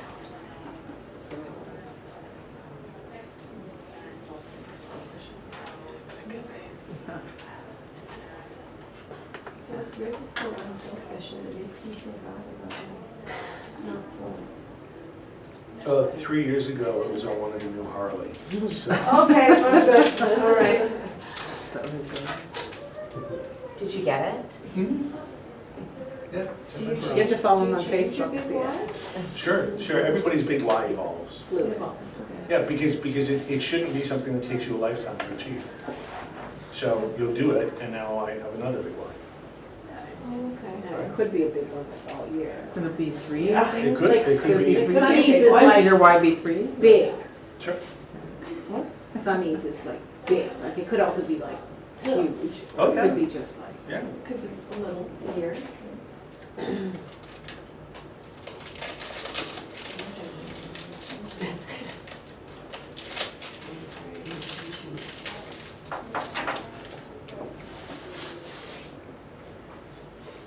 Stick with my non-family.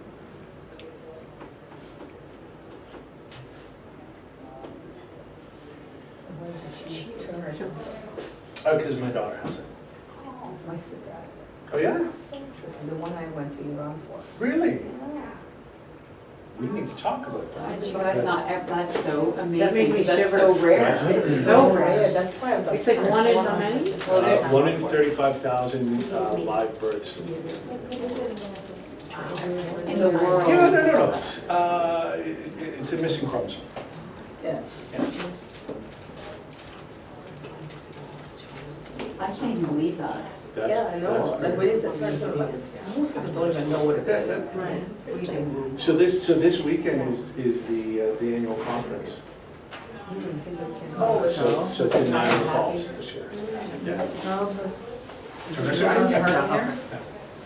No, Alex is going with one of her buddies that she's developed a really good friendship with from other conferences. So we got to know this family, and Alex, she's 16, she doesn't need to travel with dad. You're gonna let her travel on her own? Well, she's going with the Gennaro family. Oh, okay. Don't you wanna go? But we're putting the girls in their own room. Oh, It's they're very gonna have funny. so much Yeah. fun. How long, a week? No, it's just a weekend. So Oh, they weekend. have a social thing Friday night. Saturday is both sort of lifestyle and medical updates and panels and things. And then Saturday night they have a big dance. And then Sunday they have a big brunch. Oh my God. They have Wow. another That's instructional awesome. thing. Yeah, they're pretty cool. Okay, does anybody want to share theirs? I can start again. Okay, go Yay, ahead. Lauren. My idea is a little bit specific probably because I have a passion and a main job. And when I came to Canada, I had to adjust. So I haven't had enough time to be completely devoted to my music. And idea of real estate is not just my idea to be successful in real estate, but at the same time to open field for my music. So right now, finally, after the first year learning real estate college, is to continue with my rehearsals, concerts, recordings, and everything that is my life. And my idea is to get one concert in Europe every year. I had few before I came to Canada. To spend 20 days in Europe pre and after the concert. And all other time be successful in real estate, because real estate has to help me to achieve all these plans, future plans. And I think it's pretty realistic, and I think that with 100,000 per year, I will be more than comfortable to achieve all my plans in my everyday life and my professional music life. Very cool. That's it. Thank you for sharing. What time frame are you thinking of?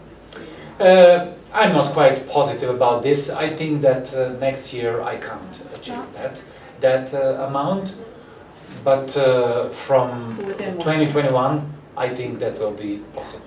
Very cool. And that is the same timing with the organizers, because probably for every serious music festival you have to negotiate at least a year in advance. Yeah. So it matches. Thank you. Thank you. Anybody else want to share theirs? I'll go. So I'm new to real estate. Prior to that, I had my own PR business with somebody, and it was part-time. So we were both stay-at-home moms, working 6 hours a week.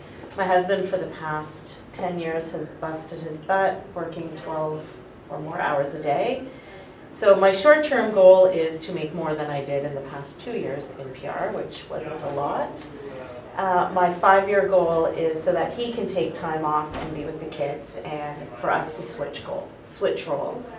And then our longer term is we want to, once the kids are out of the house, which is hopefully in the next 10 years. They never leave, anyway. I don't hear that. Well, say this to the kids. Just say that. True. Is to move south. So we. That's a good way to get them to get That out. is. We lived on a Pack up sailboat. and go, right? Let's move back onto our sailboat. So there's not even any room for them. So We need to talk. we used to live on our sailboat. We want to go back and we want to head south. So my big goal is to give to him what he gave. You know, he gave me the years to be with our kids, so I want to give that right back and not have him work those long hours. That's nice. Yeah. That's a good one. So anytime I deviate and I'm like, what have I done? Because I do feel like right now, it's only been a week, I am drinking from a fire hose and I don't know where to start. I just kind of look at him and go, no, you got to figure this out. You have no choice. That's your goal. Yeah. That's your commitment to him. That's very cool. That's very cool. Anybody else want to share theirs? I can show mine. It's a little bit complicated, but that's okay. It's a very, very, very big goal that I have is to set up an establishment to assist newcomers to establish themselves powerfully in their new home in Canada.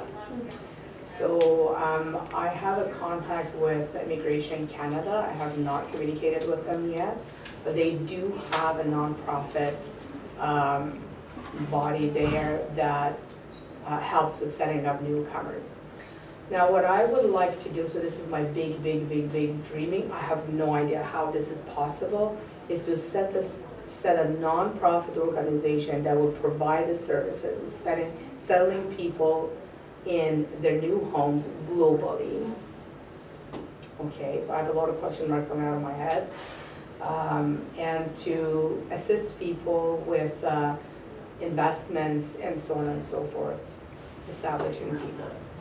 And the reason why I want to do that is that I started with educating youth in learning newcomer youth about Canadian financial systems. And then I moved to youth in general because I had a lot of young people who are Canadian, parents are Canadian born and so on, had no idea what a credit score was, what a credit rating was and all that. And they had, given their credit cards to their boyfriends when they were 18 and so that's how. That's very cool. Yes. It's big. I like big. Very big. I like big. So here's what I want each of you to do. I want you to, in your heads, picture that big goal. So get it super crystallized, and I want you to ask yourselves these following questions to really anchor that big why into your consciousness, and in a way that will influence your business behaviors. So number one, thinking about that big why, what's your driving motivation for that? What does that do for you? What's really behind it? What do you mean? For you, why that one? Oh, okay. Basically what I'm getting out of this once I... Yeah, why? Why is that important to you? Right, okay. And bring that question into everything you do in real estate. Why is that important to you? We want to move in 2 months. Why is that important to you? We want a bigger house. Why is that important to you? Second question, what would achieving that goal mean for you? Oh. So you've got the goal, you know where it's coming from, but what would that mean to you to actually achieve it? How will achieving your big why change your life? Is that number 3? Yep. Wow. And how, I'm sorry, what? By achieving that big why, what doors open up for you moving forward?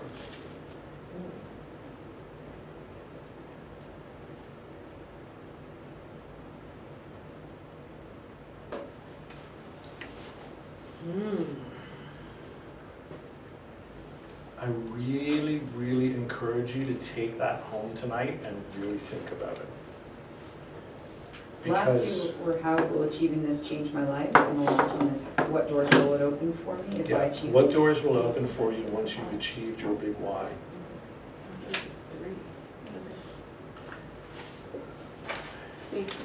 Okay, so that's the anchoring it. There's 2 more questions. And really take a deep self-inventory on yourself. Be as brutally honest with yourself as you can, because this is what opens up where the stumbling blocks that you're going to put into your own life are. So the first one is, what could get in the way of you achieving your big why?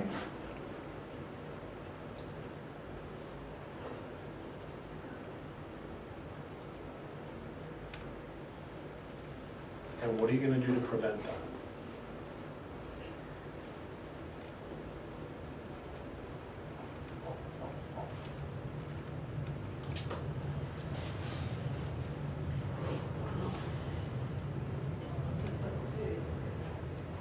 This is the homework.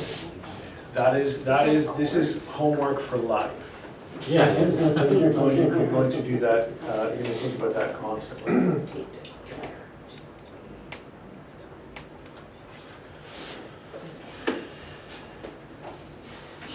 Here's where we take the big vision of our lives and what they can be, and we turn them into business practice. And why you're able to then find the energy you sometimes need at hard times. So you're gonna monetize that goal, okay? If you brought your materials with you, it is pages 23 to 26. Here's how you do it. This is like super simple math. So does somebody, we'll take one of the goals and we're gonna turn it into a financial goal. Does anyone wanna be the guinea pig? Okay? Well, it's fairly self-serving, if not super philanthropic, but, to become a Realtor, I'm not yet, I'm the only one. Yeah. And parlay that into some assistance for my kids to get basically into the home market that they can't get into. Okay, simple. Very simple. So let's again, when we're talking to people about big whys and business plans, we're going for specifics. Yeah. So how many kids? 2. How much money would it take to get them into the housing market in a way that you would feel proud of? Depends on where, I guess. But Well, yeah. Well, from what you know right now. Okay. Again, it's a best guess. 500K? Each? Or in total? No. Okay. Total. Yeah. Each, if it's each, they're on You their could own. do that. Okay. You could do 250, Okay. they get in. And when would you like to have accomplished that by? 5 years. 5 years?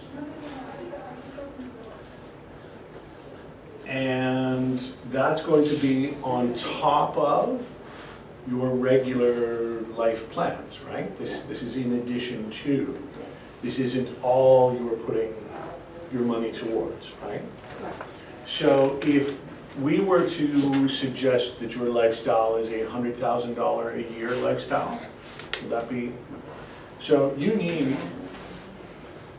to make $500,000 a year, or sorry, $500,000 over 5 years, plus have finished with having put $500,000 away for the kids. Right. The reason why I love simple examples like this is the math is so easy.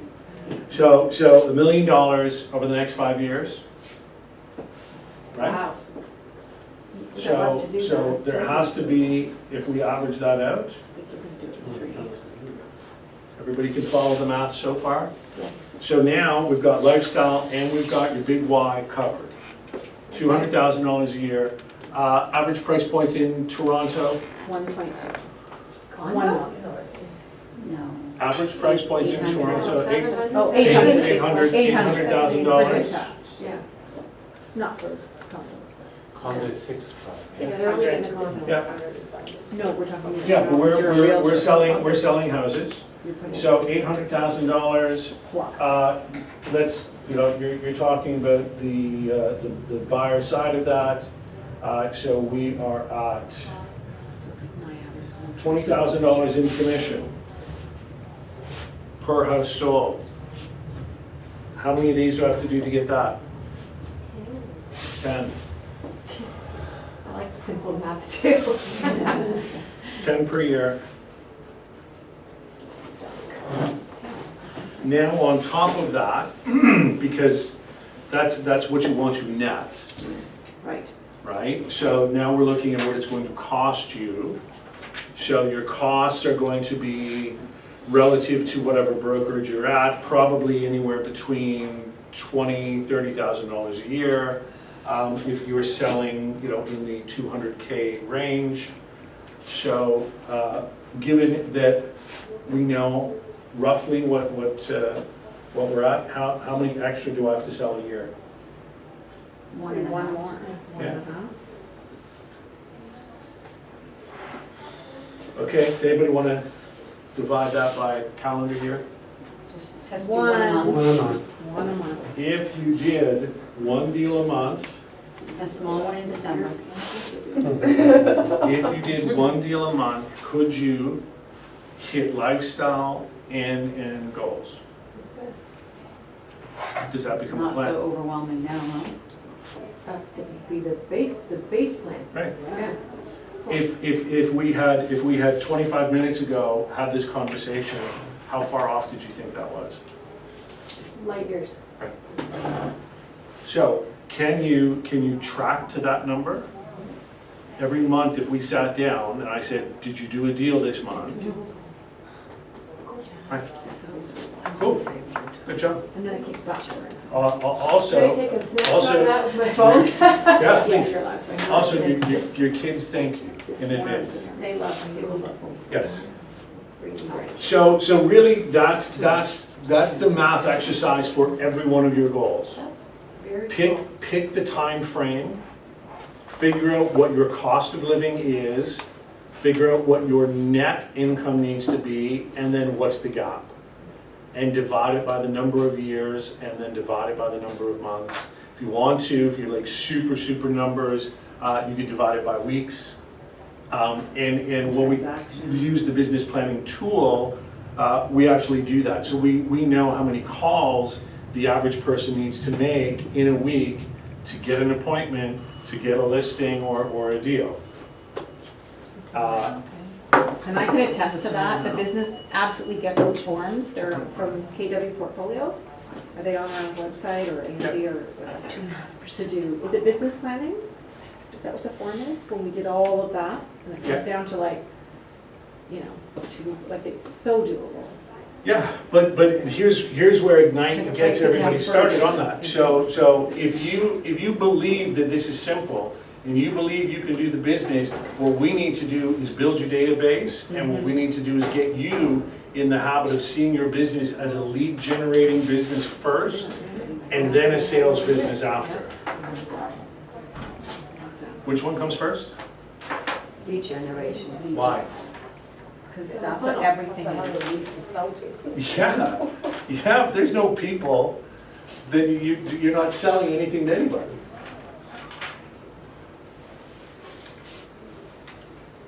So here's the other reality in the amazing world of real estate, and we've all been here. So how long does it take you to turn somebody into a client? Wow. Sorry, how long? How long does it take you to turn somebody into a client? You meet them, 3 months. 30, Yeah. 30, 90 days, right? 30 to 90 days, 90 days. right? Now they've turned into a client, how long does it take to find them a house? 3 months. Another 90 days, so we're 180? What's the average closing dates for a house? 2 to 3 months. 2 to 3 months, so maybe another 60 days, so we're 180, 240 days. You meet them, 240 days later, if everything has gone perfectly, you have a paycheck. That's the reality of real estate. If you don't understand at the very beginning of all of this, that if you're not lead generating 10, so that every month there's a check coming, every single day you're adding 10, every week you're adding 50, if you're not doing that, you cannot possibly build a business that is consistent, that is repetitive, and predictable. If you don't have that activity as your priority, then you could be the most amazing home shower in the world. You could be the most amazing negotiator in the world. There's no one to negotiate for. So can I ask, well, I'm gonna ask a question. For lead generation, can it come from different, different areas of your life? So one be your, like I haven't even started my sphere of influence yet. Like I've just maybe got 20 emails out to people I know. You know, on the weekend I was handing out business cards. So can one be from that? Can one be from door knocking, and then another one be online Facebook ads? Why not? So it doesn't all just Anything. have to be no- phoning. When you say No, 10 it a goes day, like anything. I If you don't have to pick just. parties, then it could be Yeah. all your people from that. It could be, you know, Like, from okay, past so work, I'm it could going be to anything. like But think a of real cat- estate all the time. So I'm going to a clothing party on Oh, Sunday. Yeah. No, I can't Um, do that. I can't like. So can I be like, the manager for my, actually the KW neighborhood office is with me.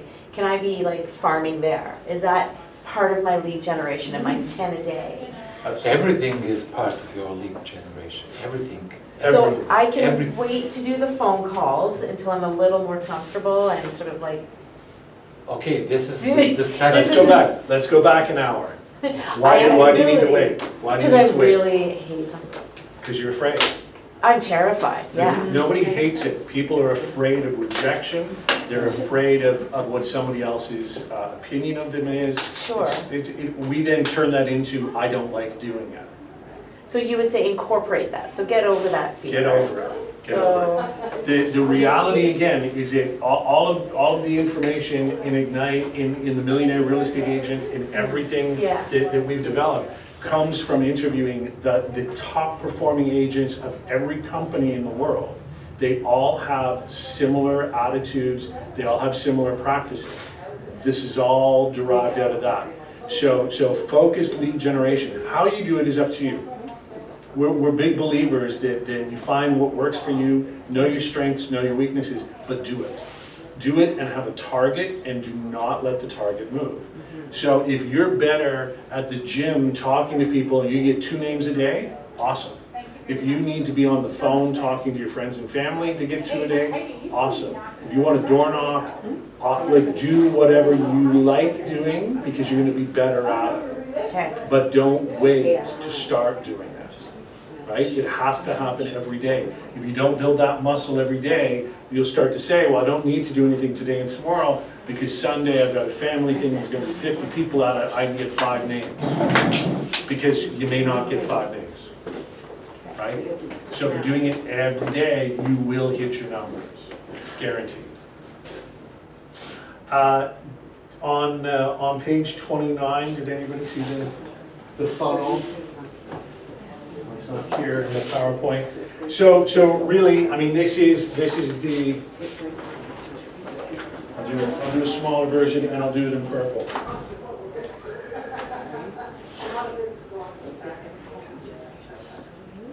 So here's a funnel, and here's dollars. And if you are not lead generating, and you're not setting up appointments, and you're not creating contracts out of that and closing them, there is no money. Lead generating is always the top of the funnel. Right now, how many, Heather, I'm gonna pick on you for a second. No problem. How many people do you have on your phone? Oh, I just did a transfer. Did you? 3,000. 3,000. If you were to do 20 deals a year, how long would it take you to get through that 3,000? Oh God, you're having me do math? It would be a long time. Yes. 10 months. 10 months. So if you're going through 20 a year, it's you've got about 100-year, 150-year supply of people, provided that they all survive the entire time you're there, and that every single one of them does a transaction with you. Every time you do a transaction with somebody, if you don't replace them, what happens? I have one less in my funnel. Yeah. Here's the other reality to the end goal. We chatted about this. We had a really fun conversation about it last week. There are far too many real estate agents in Ontario right now that have no exit strategy. They have no idea what they're doing for their retirement. They are convinced that they're going to sell houses until they die. The reality, and I don't mean to be fear-mongering about stuff, but any one of us in this room is, I don't know, car accident away from not having an income. If you do what we're talking about in Ignite, you will build a business. That business will not require you to be in it to generate money.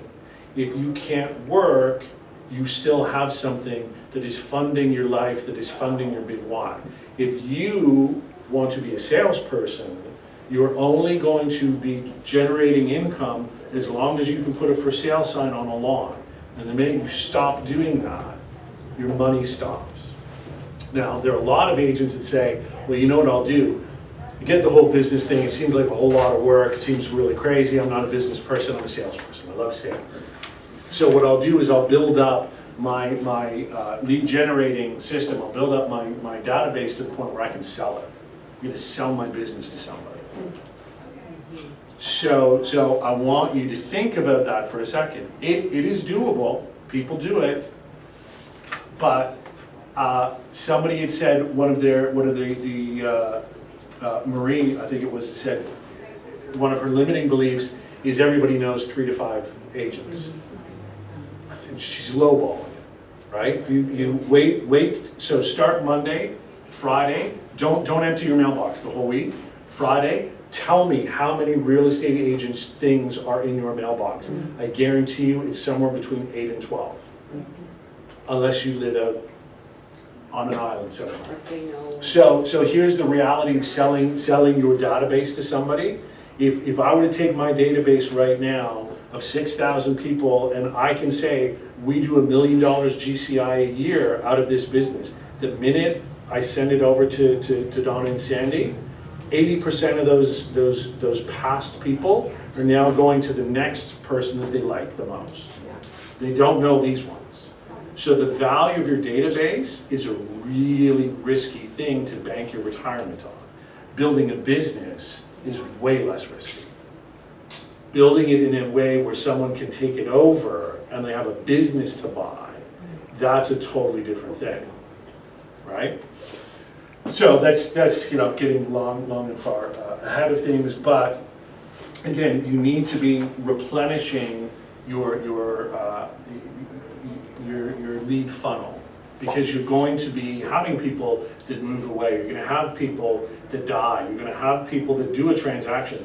All of those people are now not in your database, so get into the habit. I talk about this a lot when I teach database building. Your database is your favorite pet. It's going to be the best pet you ever have. So first get the pet, then feed it, then love it. So get your database organized. I don't care how you do it. Command is probably the best way to do it, but not everybody does that.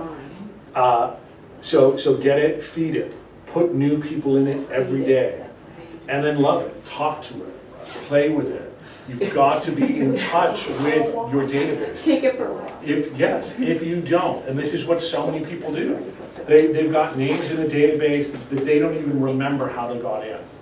They're not effectively using that database to talk to people, to build real meaningful relationships. And we have to. This is a relationship business. If somebody's going to trust me with $1 million transaction, they have to trust me. They have to know me. They're not going to know me if I'm not in relationship with them. So that's what makes the difference between being able to sell and having some good sales years and some bad sales years, with building a business that's consistent and reliable. Okay? So we're going to get into the four powerful habits of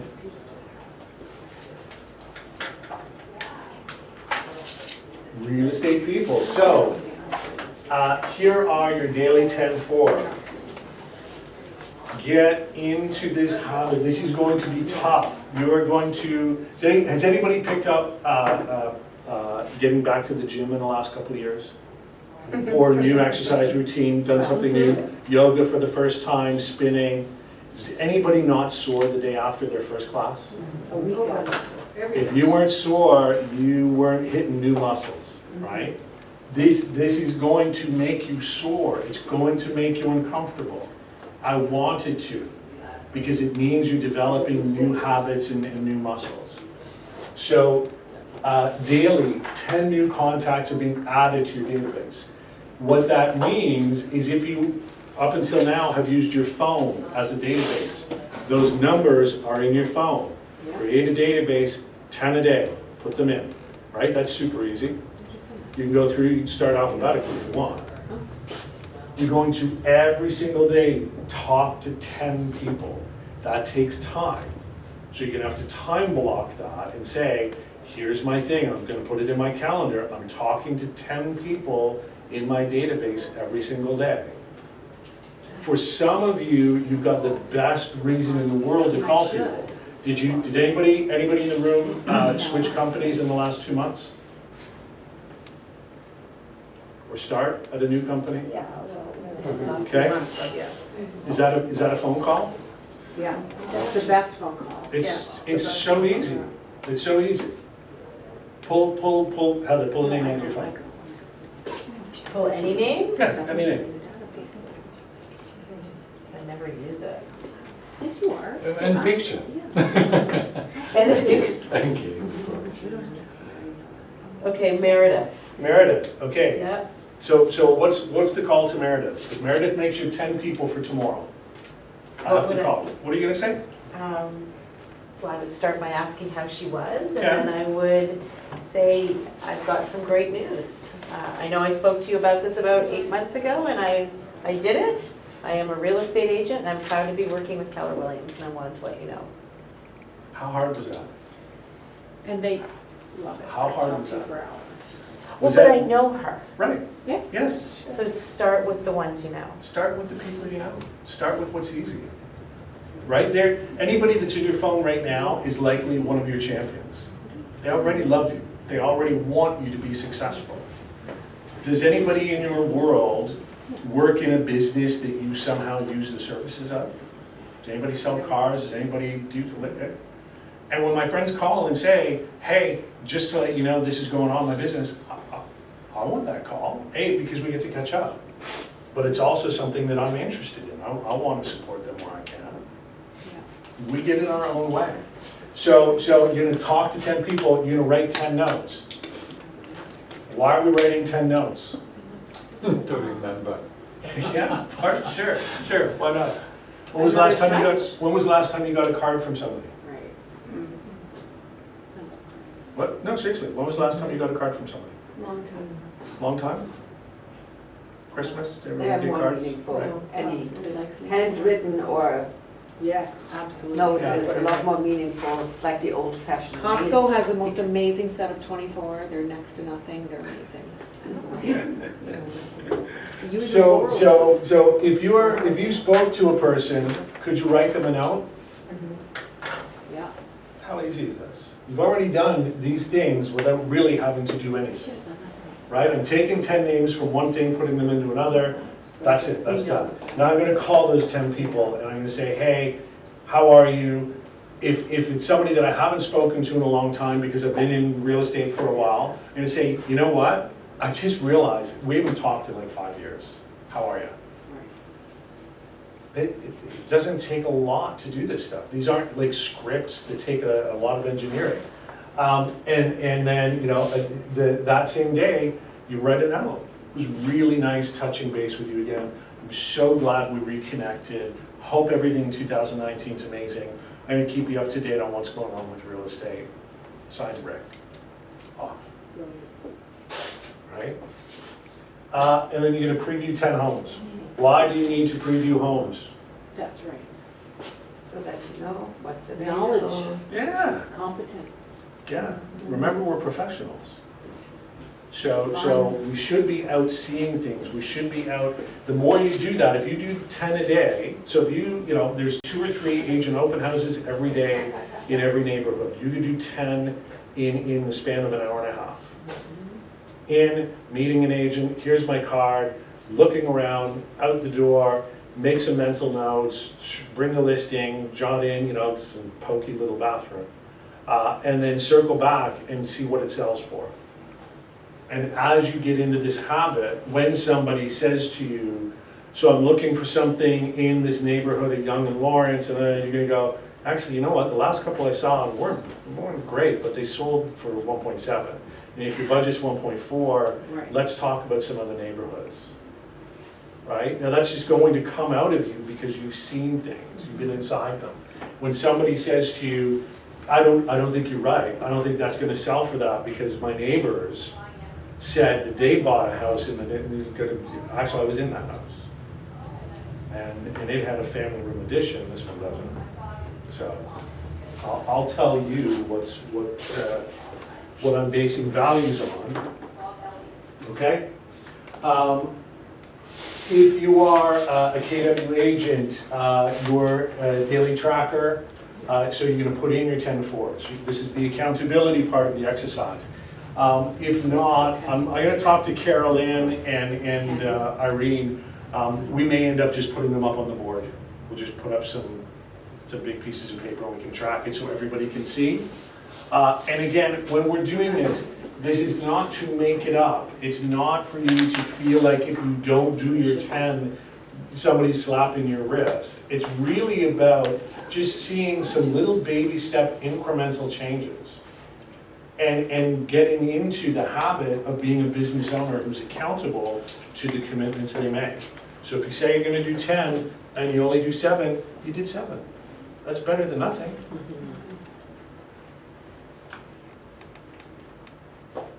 Okay. When you say write a note, Yeah. like, can it be an email or is it better to actually, no, okay.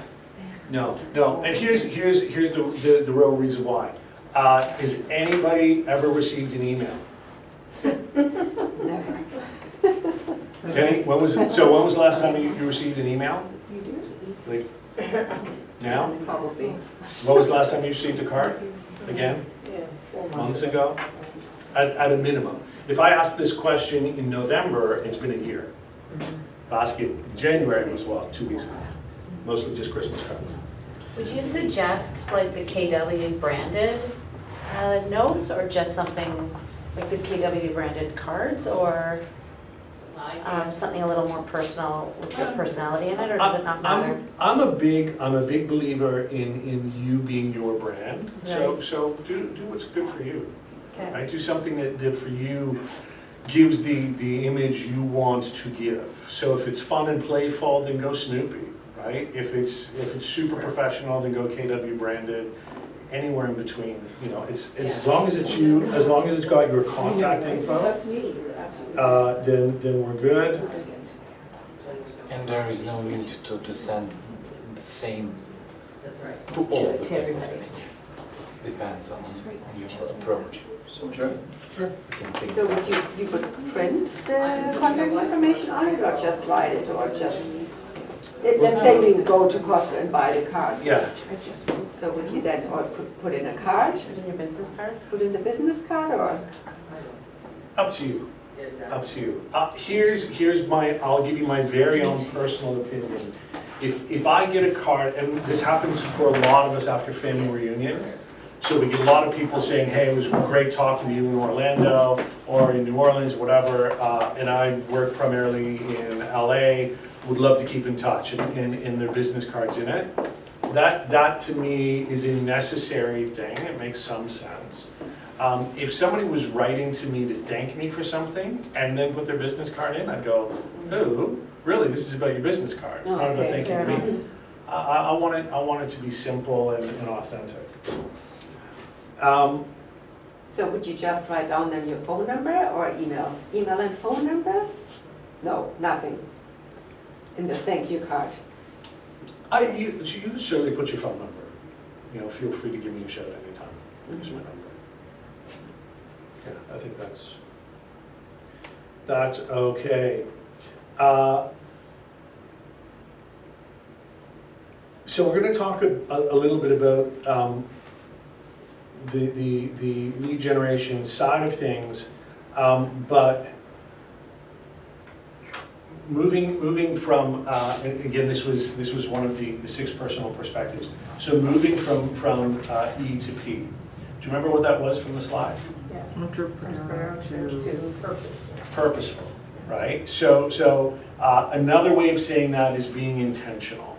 And to your earlier point about lead generation, if every day I wake up and I do my things and I say today 2,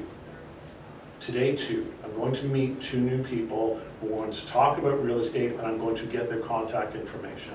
And if I've done that, I'm good. That's my 2 for the day. I'm being purposeful about it. Entrepreneurial is, I'll probably, between like 2 or 3 different dinner parties that are going on this week, I betcha that I get into conversation with a couple people and we exchange. You may get to the same place, I guarantee I'll get there quicker, because I'm gonna be purposeful about it. I know why I'm doing it, I know what my numbers are, I know what meeting my numbers means to me. I connect it back to my monetizing of my big why. It's all there in my head all the time. It doesn't mean that you're being salesy and cheesy, it just means that how you come across to people is confident and purposeful. And that's, you know, that's a good thing. So if you're not a believer yet that scripts are important, I'm going to try to shake that belief out of you, because they're super important. Scripts are not meant to replace your authentic self. You don't learn scripts and become an actor. You don't use that to become inauthentic. What you're doing is really learning some very simple ways of controlling discussions, being purposeful, and in doing that, getting to where you want to get to. So whether that's asking for business, or whether that's serving a customer in a time of crisis, learning scripts helps you communicate something in a clear, scientifically driven way. The words that scripts are built around are intentional.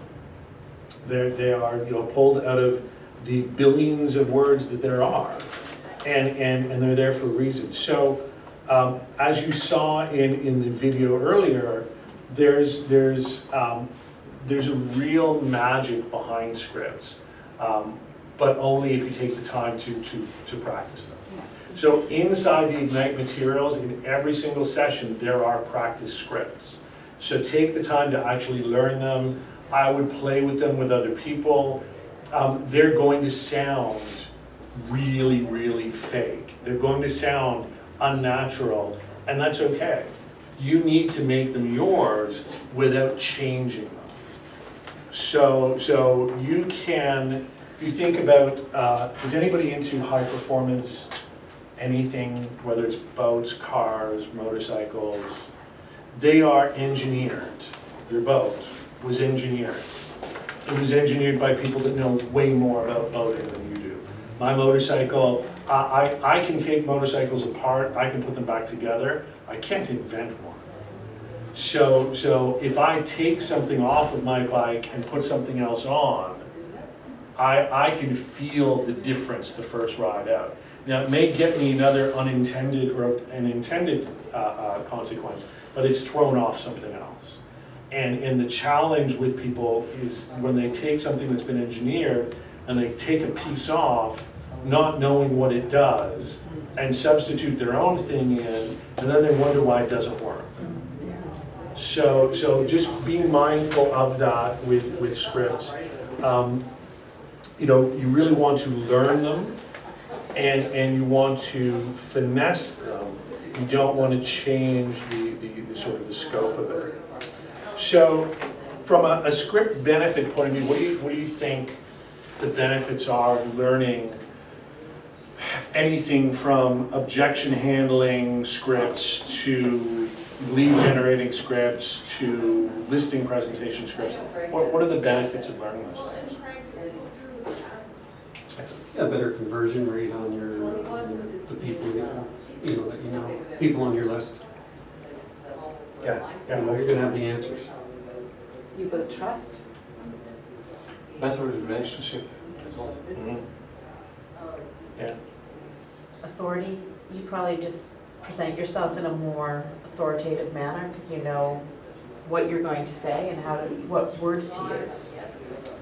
Yeah, you're not struggling, which is a big thing when we're having interactions with people. We don't know exactly what they're going to say, but we've got some good guesses. If somebody shows up at a doctor's office for an exam, the doctor anticipates you're probably there because something's not right. So when we walk into a listing presentation, we can assume some things about the other person who's being a soul to. When we're dealing with an agent who's angry about something, we can make some assumptions about what's going on in the background. And if we've learned a number of different scripts for different possibilities, then you're not struggling to try to find the words to deal with it. You're pulling in right now a sort of, we're going to disarm the situation script. And I'm going to give myself time to think this through. Because it's unique, and I can't possibly memorize scripts for everything. But I can buy myself a little bit of time, and I can say something that right now is going to disarm everybody and give me that breathing space. So if I've learned that when somebody's angry, to be able to say, I understand you're really upset right now, and I appreciate that, and I just want to take some time to hear what the biggest issue for you is. It then gives them pause to kind of go, oh, okay, well, I was coming in to be confrontational.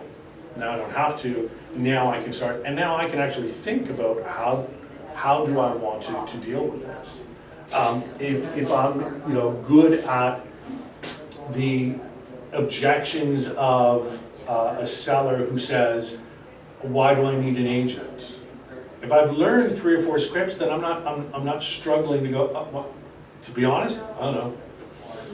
You do, I can't really tell you why.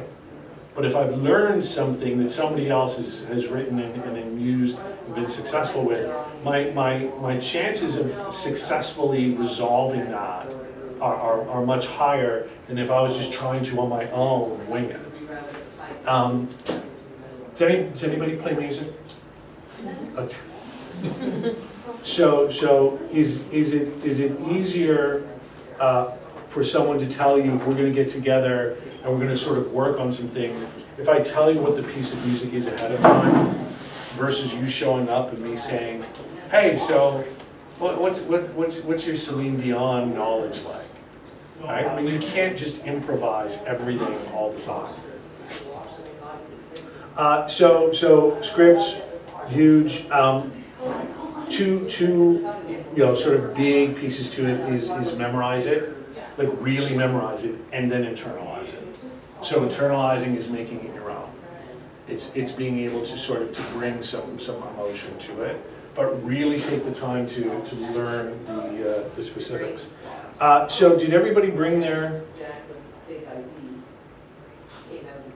books with them, or their? Did you bring your manual with you for Ignite? Yeah. Okay. So what we're going to do is we're going to practice the. Let's take page 43,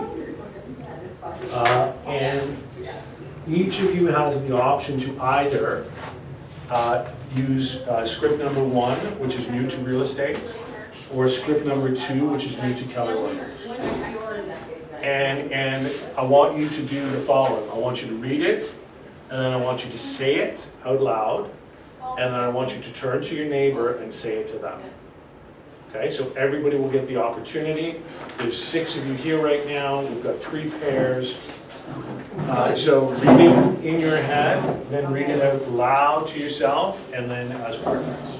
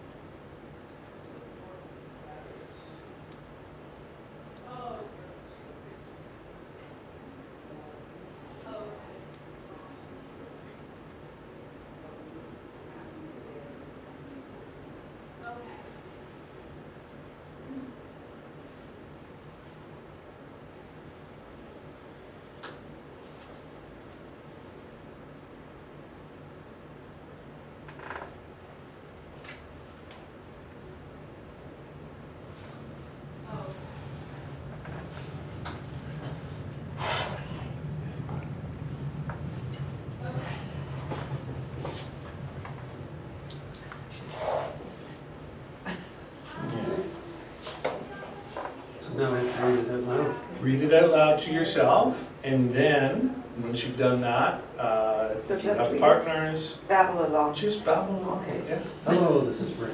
Do you have a moment? I'd like to share some exciting news. Usually I'm the one helping people make their moves. This time, I'm Yeah. to move my real estate business to Colorado. It's just because my company name has changed, the level of service I offer clients. Clients will continue to get all my enthusiasm and hard work. And as you already know, I'll do whatever it takes to help people.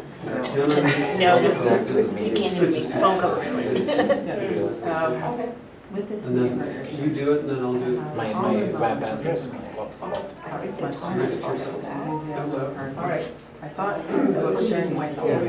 Well, I'm not listening. Go ahead. Yeah. I'm not sure what else here. Yeah. Have a moment. Yeah, I think we do that. Okay, first I'd like to share my real estate with you. You can see what's going on anywhere, from your street to any place in Chester. I really don't know wrong probably. It's free, there's no cost to it, it's great. And you can text me the link. Oh, good for you. How does that go? Yeah, it does sound good, right? It's not your, My clients get all my and I'd like to ask, do you know anyone that's maybe selling real estate? Yeah, a little bit more. Sounds better than I thought- Maybe it's too much. I thought Do you remember when they used to call and say, it's You know, the clean? video conversation, it And might be. they used to say, oh, you have, Yeah. duck farm down the street, you can clean. Now they say, All these things. I know. High professional level, it's so completely it's here, right? Probably that is the and then, language Hi, Peter. border, How are you? how to say, Do you have a limit. minute? Yes, yeah. Yeah, Yeah, I can it's share some completely exciting. different language, yeah. Guess what? So I also Usually, I'm the one helping people. feel myself a little bit Can I uncomfortable with make this, sure I but have very your exciting. it's email necessary and, to I run my real use estate business. Yeah. most Tell of this, them but what not and then I'll all. write that down. And just because I my think company we name has all changed, And have then, to create our oh, own can you do me a favor, Still, just in the future, environment. my If you know clients anyone, will language. think of all my anyone, enthusiasm for their work. Yeah. And as you just already text me know, or. I'll do whatever it takes to help Okay. you. That'd be May really I great, send on you really to, appreciate it. Written by people who are very And, experienced. I'm always here to help you, and No, no. let me know if Of course. there's Well, anything. and I'd like to ask who. From work. But I think just taking summary notes, Neighborhood. I would just Yeah, like or your summarize, like, neighborhood. every concept, so you're not like sound like a No, reading. well, I will say- It's kind of like a presentation. Yeah. No, but okay, ready? Yeah. So I'll start this more than you. I did Friends. Last Hey, it's one Heather. is very Yeah. similar to. Do you have a moment for me? Yeah. That's it. I'm the one That's helping it. people. I want to share something really exciting with you. I think we have to I have joined the all Keller these Williams family. comments. Have you heard of Keller Williams? Between the It's, person most of my friends haven't. who they are calling It's and a from us. phenomenal real estate brokerage, and I'm really excited to be a part of them. With this knowledge, I've, Oh, I guess you say this. ton of knowledge, with this partnership, I have a ton of knowledge working for me.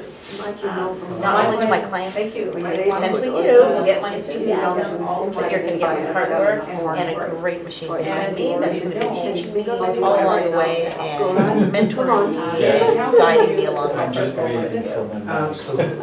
Thanks for taking a moment. Along with that, I thought you'd be somebody that would help me grow my business. First of all, I want to tell you about this amazing Keller Williams stuff like Google. Yes, Keller it's Williams very is known important. for cutting edge technology, You and come this and app get is this free. one. And This is the most I'd love to send it to you because then you'll get some knowledge about your own neighborhood. It's no cost, and I'm just gonna text it over to you, is that all right?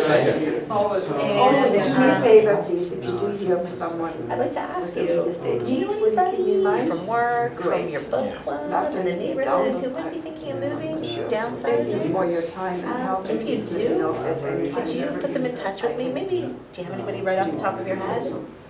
And I have a ton of interesting and timely information about the real estate market and our area. And I would love to send it to you. So let me You're just still- confirm that I have your right email address So it's. and your right mailing Our address. first And lastly, and last, just like, please keep me in mind. I'm new to, no, I don't want to say that.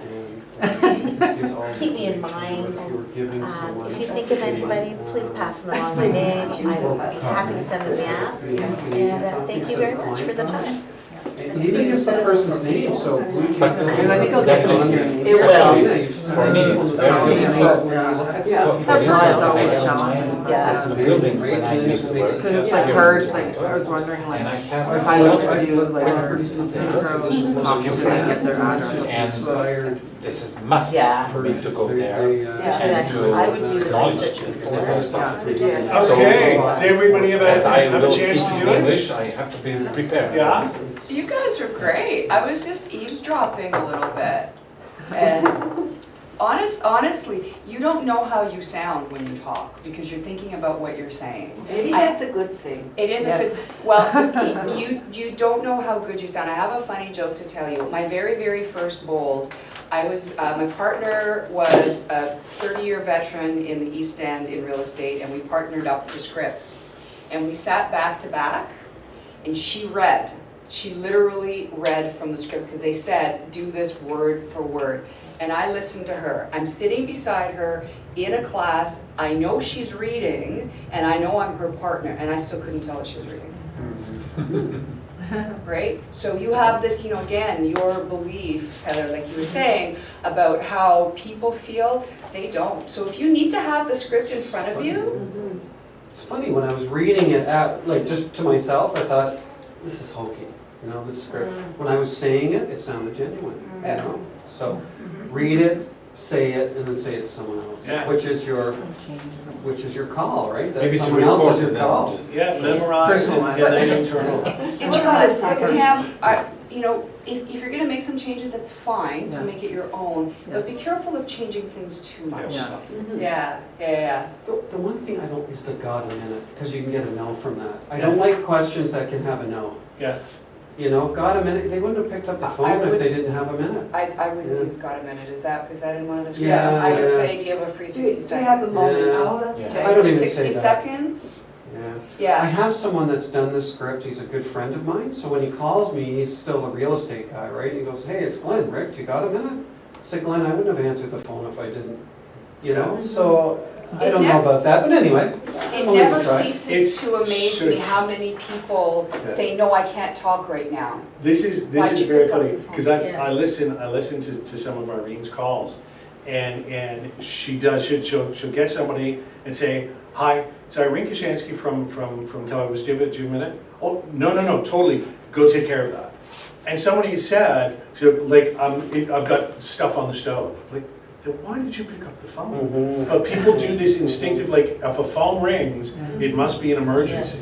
Yeah, we don't get phone calls anymore, do we? It's all text and So, stuff. another thing. I like the 60 seconds though, Yeah. that sounds Do you quicker have than a a free minute. 60 Doesn't- seconds? Less than a And the minute. other Yes, thing yes, that, it that I do, and this might take you a little bit of practice, but you can get to this.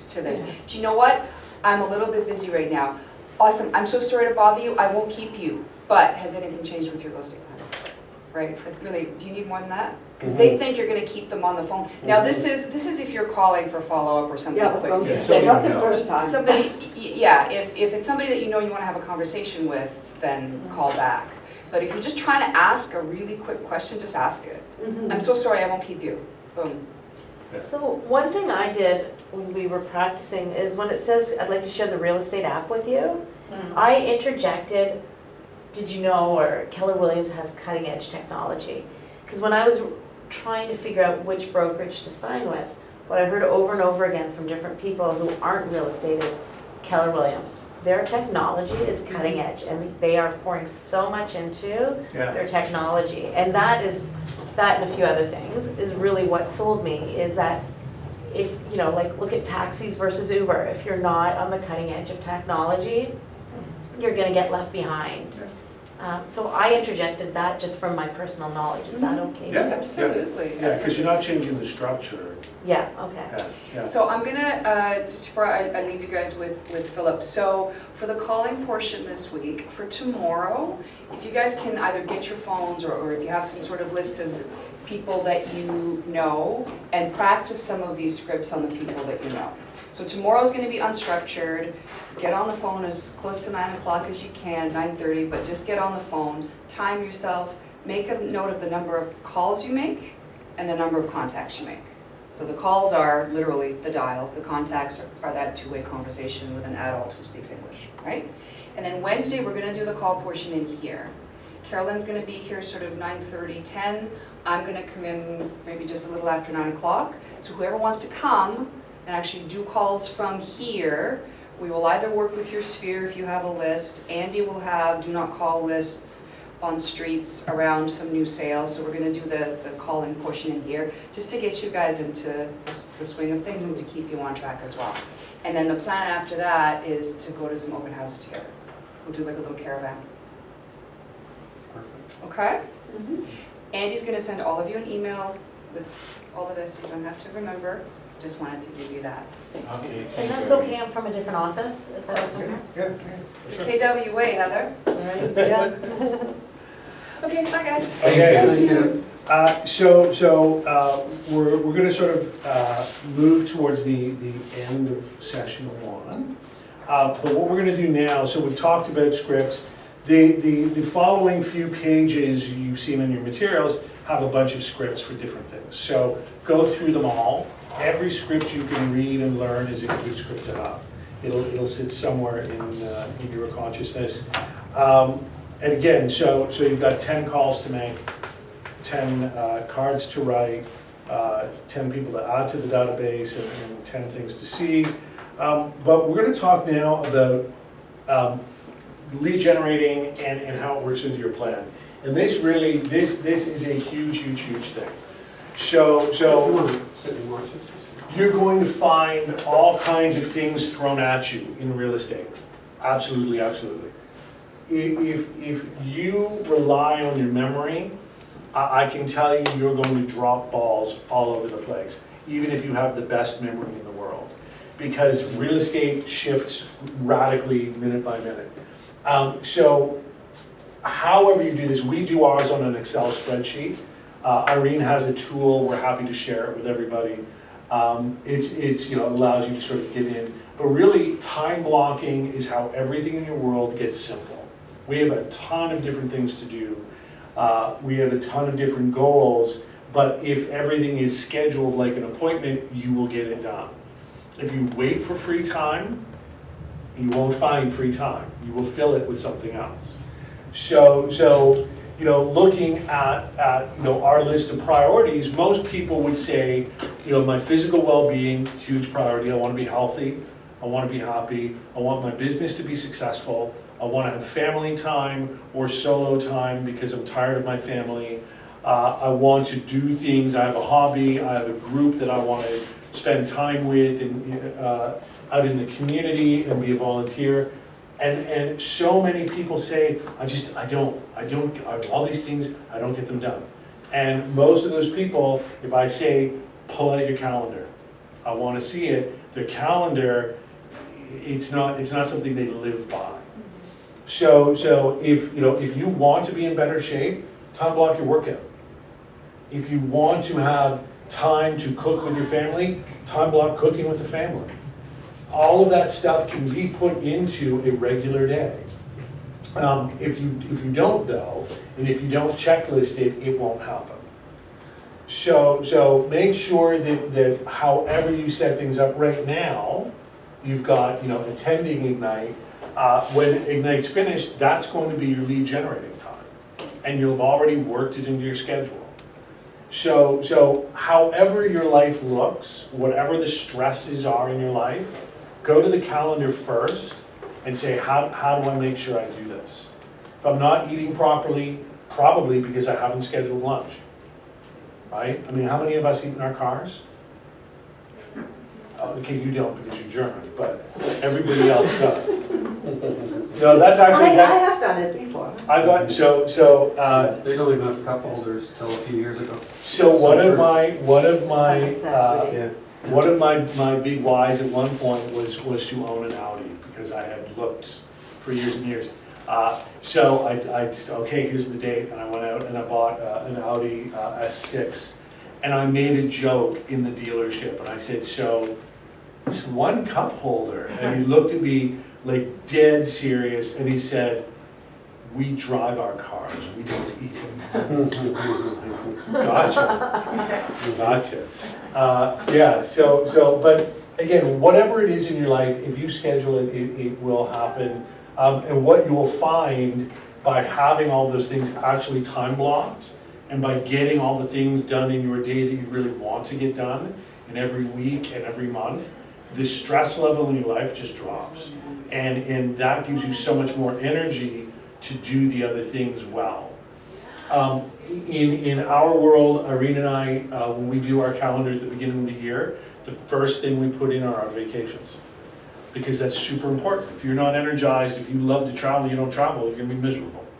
So book your travel, book your time with your kids, do your, this is when I go to, for me, it's mixed martial arts, so I have my boxing classes, I have my jiu-jitsu coach, I do all that stuff first, and then I build business around it. And then when somebody calls me and says, I saw the listing you said, can we go and see you at 5 o'clock? I'm not, no, I can't.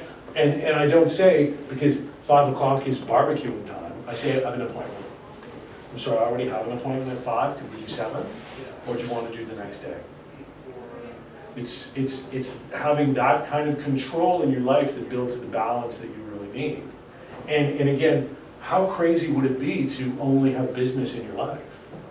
I mean, we need to have music and families and travel and all those things that make working hard and being successful worth it. So plan that stuff in first, build everything else around it, and then lock it.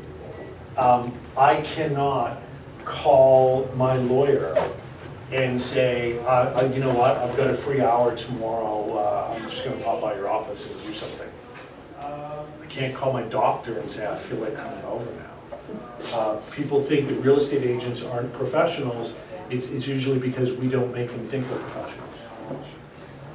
Okay, so time blocking, make sure you're doing it.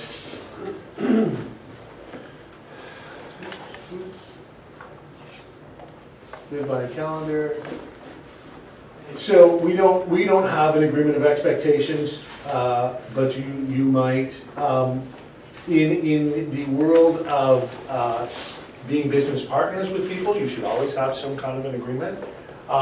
The family thing is very cool. So this is a tool that lots of people swear by, where if you're going to be devoting a significant amount of time either to your business or to training, and it's new for your family, what a great way to make sure everybody's on the same page than to have a discussion about expectations.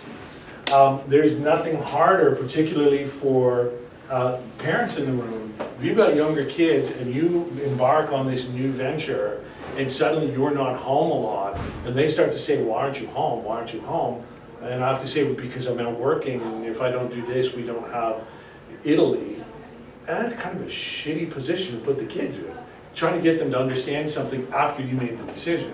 If you sit down and have a mutual expectations discussion, you get to build everybody supporting you.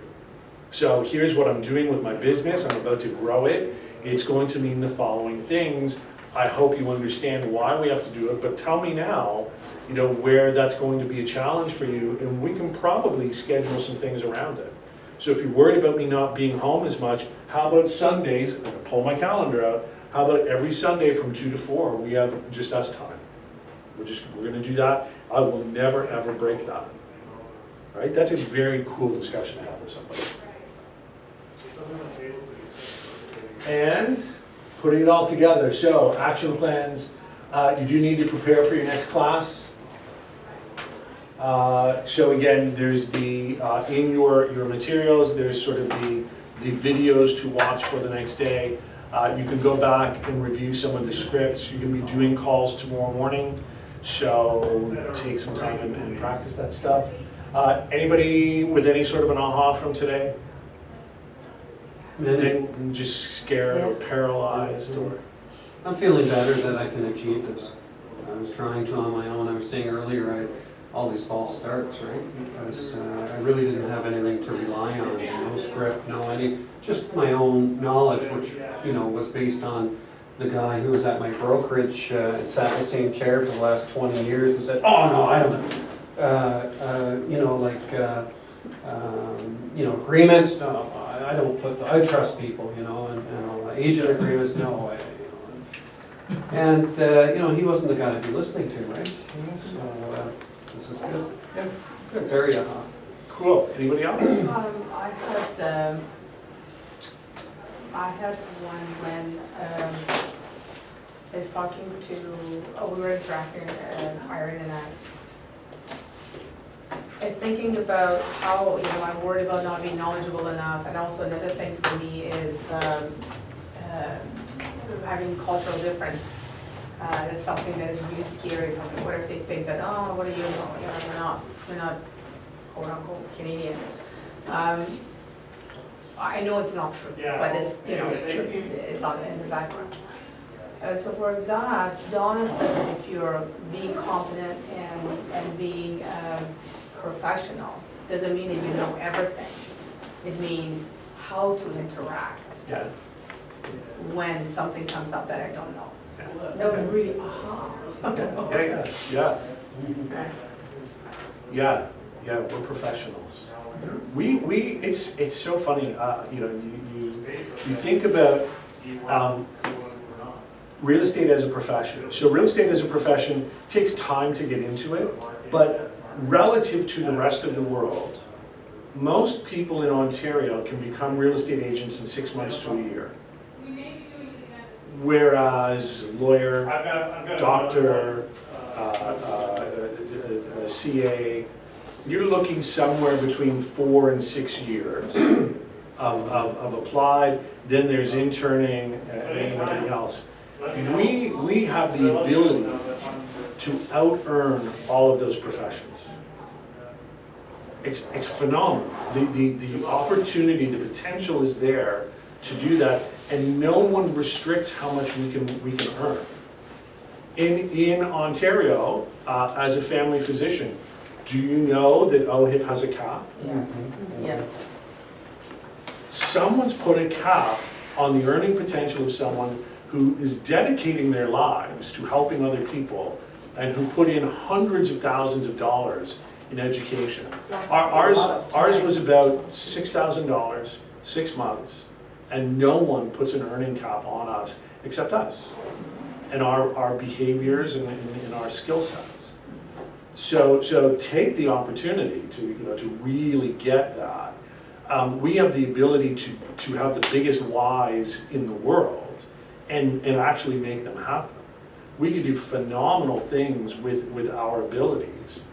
We just have to believe in ourselves, and we have to really go out and actually do those things. So congratulations on taking the time to actually commit to something like this, where you're going to improve your skills, and you think about what you being successful means for your family, your community. That's an amazing thing that you guys are doing. So big round of applause to you. Thank you. And I will see you, I guess, the next class. I teach. I don't even know what that is. And we'll talk tomorrow as well.